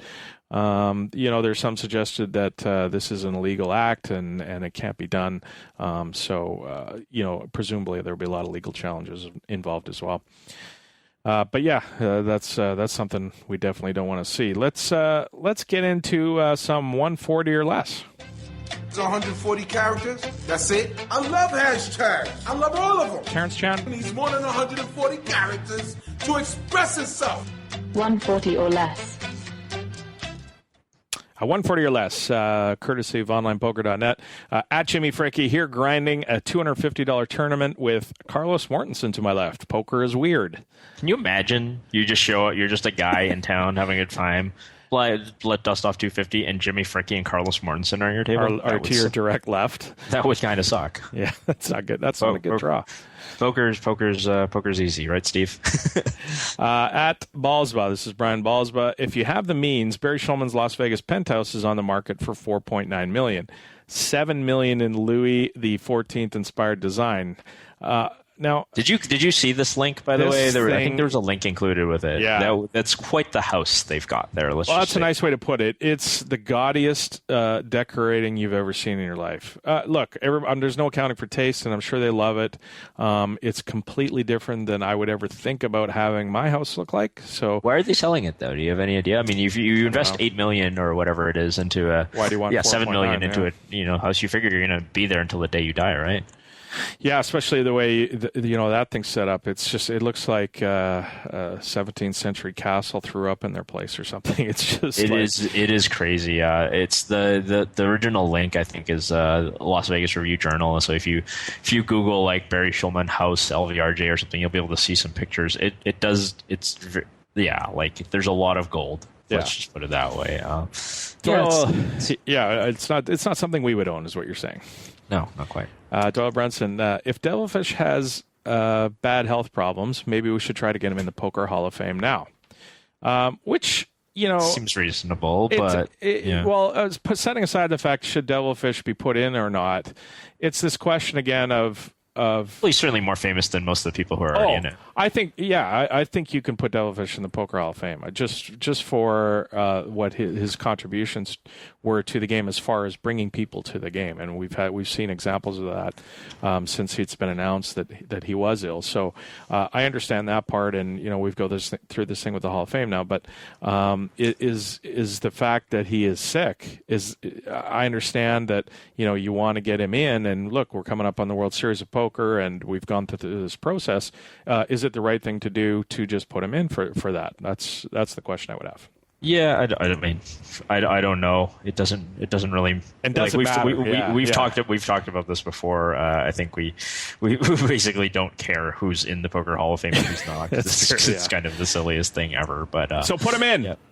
Yeah, sure. Why not? Put the fish in. What happened with Chad Brown? Was Chad Brown ultimately inducted before he was too? Right. I feel like this conversation came up when Chad Brown was near death. They gave him the bracelet, the honorary World Series Poker bracelet. That's right, it was. I don't think they put him in the Hall of Fame. It wasn't a Hall of Fame. You're absolutely right. But obviously, like Devilfish is first of all, Chad. Everybody universally loved Chad and thought he was just the greatest guy ever, which he absolutely was. But Devilfish is obviously like on a certainly a higher plane of notoriety and fame, that kind of thing. And you can definitely make a case for him being the Hall of Fame. So yeah, I say put him in. Why not? I remember somebody mentioning this to you in possibly an email, I think. I don't know if you brought it up, but in the beginning of the Gambling for an Edge podcast, the guy mentions that he's part of the Video Poker Hall of Fame and the Blackjack Hall of Fame, which is, I would think, considerably more stupid than the Poker Hall of Fame. Yeah. Close. In terms of Hall of Fames. Yeah. I understand what you're saying. Alan Cunningham, it's not cool to call a massive bet by throwing in one low-denomination chip. It's a borderline angle, and you're too much of a pussy to put your chips in. Alan just telling it like it is. I've gone off on this before. Lee Jones obviously was the one who raised up a little bit because of who he is. But yeah, it's stupid. Why are people still doing this? Why are people still throwing in a quarter to call 50,000? Like it doesn't make any sense, and like people would continue to defend their right to do this. I don't know why. What's so hard about opening your mouth and saying the word call? Yeah, like I don't get it. Or just putting a random stack of chips in the middle. So Ross has just dropped a tweet into the 140 or less notes, but I caution you before you read it that it is April 1st or bordering on April 1st. Why don't you go ahead and read what you cut in there? Wow. Jeff Madsen at Jeff Madsen Obs says, wow, this is crazy. Just found out I'm going to be a father. Overwhelming but amazing news. Couldn't be happier. Still in disbelief. Now, you didn't think about April Fool's, did you? I did not think about it. It is kind of a lame April Fool's. I mean, it's that happens like every Facebook post ever by a woman. But I mean, I don't know. I feel like it's so unlikely. I feel like it's probably true, but if it's not, I also don't feel like Yeah, I don't feel like a sucker for believing. It's a bad day to come out with some important news. That's what I'm saying.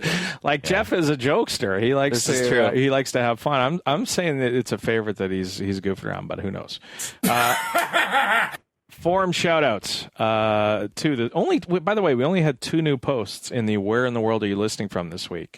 Shame. There's got to be some people out there who haven't ventured over and let us know where. Because there's no more threat of drowning kittens anymore. Yeah, clearly. That's true. MJ's gone. ERK 8000. Hello from Tacoma, Washington. City of Destiny. That's their name, the City of Destiny. I used to play poker a lot in Tacoma, Washington. They had a place called The Pub. And it had a poker room where we played 5-card Omaha, actually, a long time ago. Hello from Tacoma, Washington, City of Destiny, and the host of the 2015 U.S. Open. That's golf.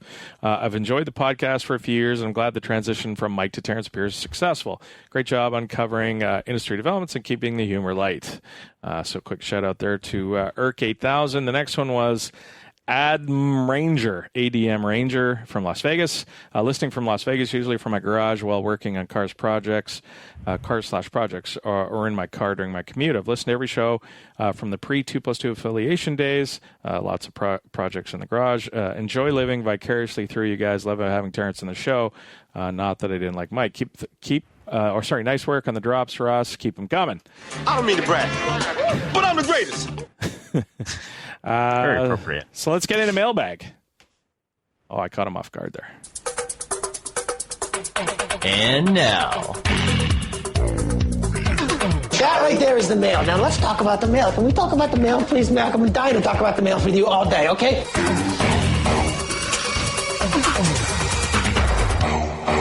Mailbag. First one is from our friend Matthew Carter down under. Hey, boys, thanks for another long show. Going to need it today. Where in Macau do the Pokercast elect to stay? Terrence, any suggestions for Hong Kong activities? Maybe nothing too touristy. And a quick shout-out to Australia for winning the Cricket World Cup Sunday. Beat the shit out of New Zealand, which is sort of like the rivalry between U.S. and Canada. Actually, Matthew took me to a cricket match when we were down there for the Aussie Millions, which was a lot of fun. Where did we elect to stay? We stayed at different properties, didn't we? We were put up by Pokerstars in different places. Yeah, we were at the Sheraton, right? I stayed at the City of Dreams itself. I think you could buy that online, so that's sort of where I like to say you got the comp deal, and you ended up, I believe, at the Sheraton next door. Yeah, Sheraton. Yeah. Yeah. So when you're talking about Macau, I mean, it really depends what you're planning to do. Macau is kind of broken up into a couple of different like strips. It's kind of old Macau, where they've got all the old casinos, and then sort of new Macau, which is the Venetian, the City of Dreams, and all Cotai Strip. The Cotai Strip is the technical term on reclaimed land, and so that really depends on where you want to stay. So it's just a matter of it's kind of like Vegas, whether you want the old or the new, or and all that kind of stuff. So if you're going to play poker, probably Cotai makes a lot of sense. Well, you got the Wynn and the old part too, so you could do it both ways if you wanted to be sort of in the middle of. It doesn't matter as much as most cities because cabs are so cheap. Yeah, that's true. Right, so you can take a cab basically anywhere for like $5 US, and just you're already there. So it's not a decision that I would sweat a lot. Yeah. Get the nicest hotel you can, I guess, is the way to go. Yeah, and you're going to spend a good foot massage spa. In terms of suggestions for Hong Kong activity, and specifically asking for non-touristy, so I'll stay away from the usual stuff that gets mentioned, but taking the ferry. Hong Kong is always, I think, just a place where you walk around and you take it in because it's really not like anywhere else in the world. I would say if you're looking for something like really off the beaten path, they have a really great Hong Kong Museum of History that kind of goes through all of Chinese history up until the war and the sort of the relationship between England and Hong Kong and China. That's really cool. That's also all on the Kowloon side, where you'll also get the sort of authentic experience of some dudes in suits trying to sell you Rolexes and suits, which is always fun to wander around. You can wander into Chungking Mansions, which is like famous and looks really sketchy, but isn't really that dangerous. These are all fun things to do, but just walk, just explore. Don't leave your guidebook at home. Hiking up the to the lookout was fun. Yeah, that's Hong Kong. up to the peak, Victoria I Peak. think he's talking about Macau, right? Or was he talking about Hong Kong? No, he was just talking about Hong Kong. Oh, okay, I'm sorry.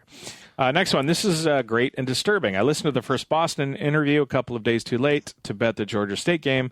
So when last week he casually mentioned he liked Michigan State, I decided not to miss out. Since I'm 90% carbon, now this is the Merge Network. He plays 90% of his poker and has 90% of his roll, I'm assuming, on Carbon Poker. I decided to bet my entire Bovada roll on the game. So yes, I did in 2 hours what it would take me a fucking month to do grinding at my level and win rate. So while doubling your bankroll is a good thing, it also has me questioning my entire existence. Thanks for nothing or something. I can't figure it out yet, boss. So I'm trying to figure out the math on this. He has 90% of his money on Carbon, which implies that he's got 10% of his bankroll on Bovada, right? Yeah. Well, no, he says 90. Since I'm 90% Carbon now, maybe it means he plays 90% of his action there, so he still has equal amounts of money. He could have had it split across both sides. Yeah. So, congratulations on doubling. Well, he's not done. This is the Duke. He's from the Duke. He says, I'm considering letting it ride on the under of the championship game, no matter what it is. So that is that supposed to be a good bet? Is that something Boston? Well, no. He goes on. He says, so I can internally be the winner. Like he can say to himself, oh, I'm the reason I won this, not Boston. Or I could lose it, and it goes back to normal again, and sports betting is for suckers. So I thought that was pretty funny. Professional. Do not bet all of your winnings on some flip of the coin. Make an educated pick, or follow Boston on Twitter if you want to see some of the plays that he makes. He does post them on Twitter as well. The under is just such a tilting bet in basketball too. Oh, because we talked about it with Ralvos before. Yeah. It's so tilting watching a basketball game with a bet on the total, because every bucket matters, and you constantly do math about there's are you behind? Are you right? ahead? Am I on pace? Am I ahead of pace? If I'm behind, I'm drawing dead here. Blah blah blah. It's brutal. Next one. Hey guys, I have a question regarding playing on Pokerstars. I've heard several times from players now that now live in Mexico how during these times when big tournament series are running online that the place fills up with poker players from the U.S. that come over to play online and then leave when the series is over. How is this possible? Don't you have to establish residency to play at all? Is there some loophole around this? ? That's from Ray. No, Ray. You when you move to play on Stars away from an environment that you are not allowed to play on, it's a pretty quick and painless process now to get your address changed once you have a place to live, stay in that new country. They set you up pretty quick. So it's most of the difficulty, it seems to me, revolves around setting up foreign bank accounts.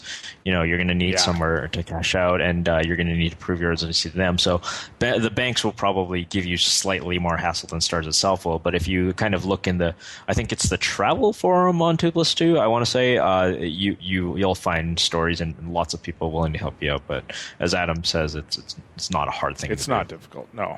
Hey guys, love the show. I listen from Calgary, Alberta, and I hang out with Ross on his Sunday stream. I have a question about Vegas cash games in general. I'm there for vacation every once in a while, but won't be there during the World Series of Poker. My question, is there any trick to getting comps while playing 1-2 or 2-5 as a rec player? Free drinks or food, or will they only comp the higher stakes? So speak very quietly to the Rio lady who comps Cyrus. Follow up, Cy Watson, and pretend like you're doing a drug deal, apparently, is the trick. That's the trick. He continues, follow-up, I guess our casino rewards card's worth it if you only play cash. I don't play pick games or slots. Thanks, Brandon. So I feel like our interview answered that. That's exactly. Always get the rewards cards. $2 an hour is $2 an hour. Exactly. As Cy said. All right, favorite things. Let's get to some favorite things.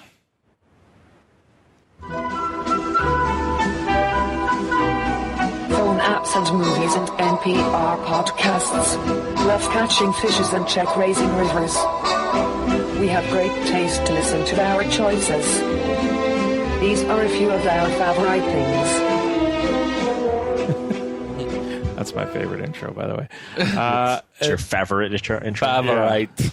My favorite thing this week is the Amazon Dash button. Now, for those of you haven't used it yet. I haven't, but it's awesome. It's the favorite thing, just because it's this new gadget that I know has so many more uses than is actually being used for right now. But it's fantastic.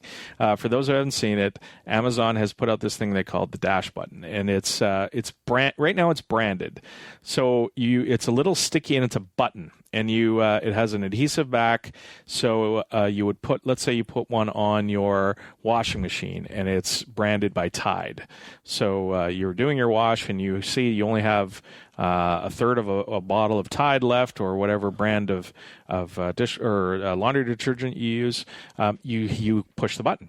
And it's automatically wired in. No more going over to your computer. You don't even have to walk to your computer, because you'll forget. You'll finish doing your laundry. You'll go get something to eat. Next thing you know, you've forgotten you need. Never mind that Amazon has already patented one click, and literally all you have to do is type laundry detergent and click one button. Oh, it's too much to do. But who buys laundry detergent online? Everybody in the U.S. Ross, you don't understand. Like, if you live in the U.S., you buy everything on Amazon. I've been here in Vegas for, I want to say, 6 days. I have gigantic cardboard boxes stacked next up to me. Like, I've just gone on an Amazon shopping spree. I'm tilted that non-Americans can't get this new. This is another tip for people. Press the Dash button. You can now get like a 5% cashback card from Amazon if you're in the United States, but not in Canada. So if you're listening to the show from the U.S., you're welcome for the free money. You order everything. Like you can order socks. Like I would never leave the house if I lived in the United States. It's just amazing. So they're free. And the other. Yeah, go ahead. They're free with Amazon Prime. If you don't have Amazon Prime, you should have it. Amazon Prime is fantastic. There's all kinds of huge benefits for Prime, including shipping, but also their new streaming. Amazon is now in the content development industry for movies and television shows. So now what they do, stuff there. It's not as good as Netflix, but it's all right. No, it's great, but it's free. It's included with your thing that you don't have to pay extra for. But anyways, these are buttons brand specific at the moment that go around your house, and you can just push one click and you automatically. So you've got one in your laundry machine for detergent, one like your toilet paper roll for when you're on toilet paper, one for your toothpaste, one like literally anything that you regularly buy and run out of. You're just gonna touch this button instead of going to delivered to your house and like thinking about the shopping. This is amazing. Like I can't see any reason not to buy Amazon stock.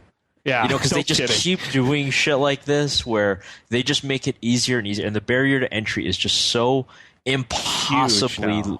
Yeah, like it's I mean the barrier, or excuse me, not the barrier, but the barrier to your purchase is non-existent. The friction that involved in your purchase is zero. You just have to we're literally one step from them just implanting the brain telling them that I forgot I need more bathroom soap or whatever, and then just having the Amazon drone show up. That's literally as far as we can get when you've got a button that transmits wirelessly an order. It's insane. That's awesome. I'm just going to buy Amazon stock as soon as we get off this call, because I have no reason to believe that they're ever going to stop being good at selling shit. This is just amazingly devilish and fiendish. And what if you have a kid that follows you into the laundry room and smashes on the button? I think you can.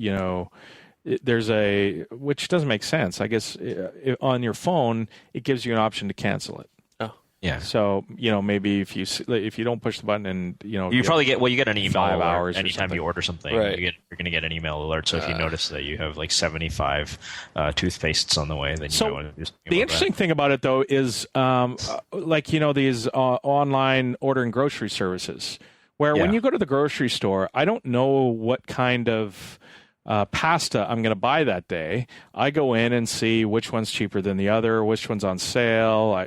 So there's a thing about ordering groceries online that I always get the feeling that I never do it because I think I'm going to get hosed. The most expensive grocery is going to show up in my house. But this is the same thing too. I mean, because Amazon already charges the least of any company, so you're automatically getting the cheapest price already. Well, yeah, I mean, and there's the fact that like here's the thing, like if you regularly buy Bounty soap or Bounty dish towels or something, and now you got like Scott towels, but the Scott ones are $250, but you can buy them for $245 on Amazon, or $255 on Amazon, then of course you're going to pay that extra 5-cent premium, right? Exactly, like you're never going to try to save like 10 cents that way. No, we should probably talk too long about this, but it's fascinating to me. It's mind blowing though. I mean, and I think there are even poker implications as Stars tries to think of how do we get poker players playing more? How do we get more poker players? Like this is like it's just so out of the box that it's awesome. Well, that's why I liked it so much, because there's I don't know where it's going, but this is fantastic and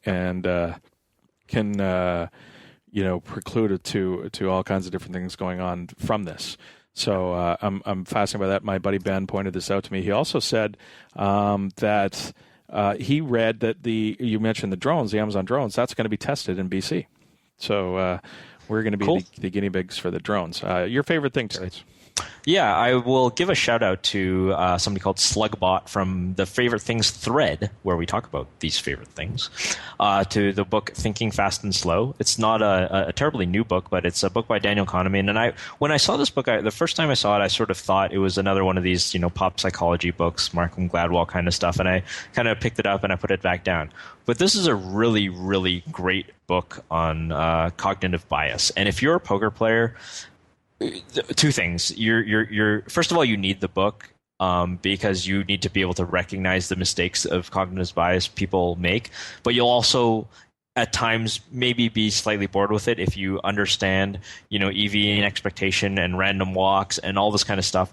But it's probably the best kind of book that if you wanted to get people to think like a poker player, Thinking Fast and Slow is the one, because it expresses every kind of idea that the mistakes that you made, whether it's it came heads 5 times in a row, it's more likely to come tails the sixth time, or whether you're talking about like anchoring, what's the price of something, like you're willing to pay more for something if you've been anchored to a higher price, all this kind of stuff that has real poker applications. And I think that poker players are just generally much, much better at than the average population. This kind of book lays out why poker players are successful. And I think the big difference between successful and unsuccessful poker players is that unsuccessful ones fall prey to the cognitive biases that are sort of identified in this book. So read the book, find out what kind of poker player you are, whether you're a winner or a loser. Nice. Interesting. Roscoe. Yeah. Well, Terrence's favorite things are always so much more intelligent than mine. I'm late to the party for this, but if you have not watched Sons of Anarchy, I believe it is up there. I believe it's up there with The Wire and The Sopranos. Wow.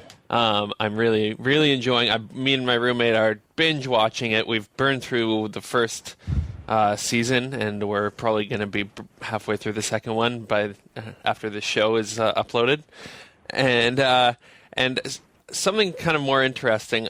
If you're at all interested in hip hop culture, Vice just finished their documentary on the hip hop scene in Atlanta, which is probably the most up and coming hip hop scene in America right now, and it's pretty absurd.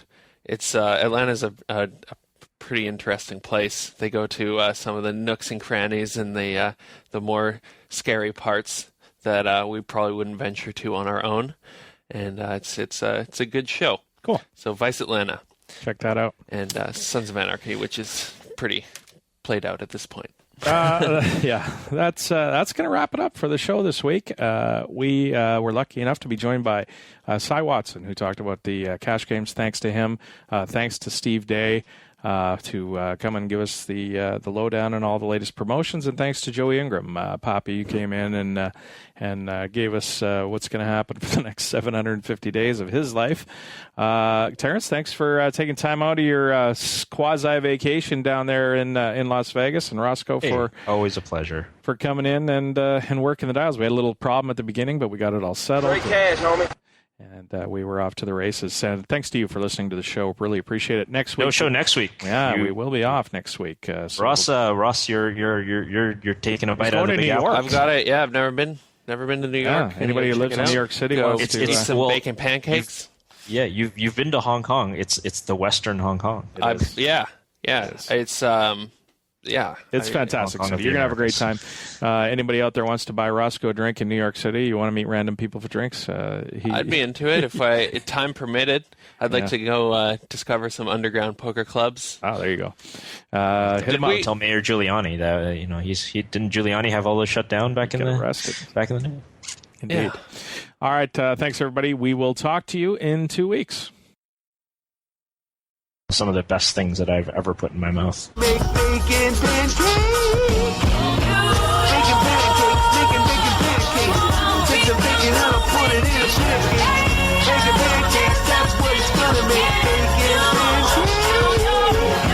Bacon pancakes, that's what it's gonna make. Bacon pancakes. Bacon pancakes. Making bacon pancakes. Take some bacon and I'll put it in a pancake. Bacon pancakes, that's what it's gonna make. Bacon pancakes. Bacon pancakes, making bacon pancakes. Take some bacon and I'll put it in a pancake. Bacon pancakes, that's what it's gonna make. Bacon pancakes. Thanks for joining us. The 2+2 Pokercast has been presented to you by the Pokerstars.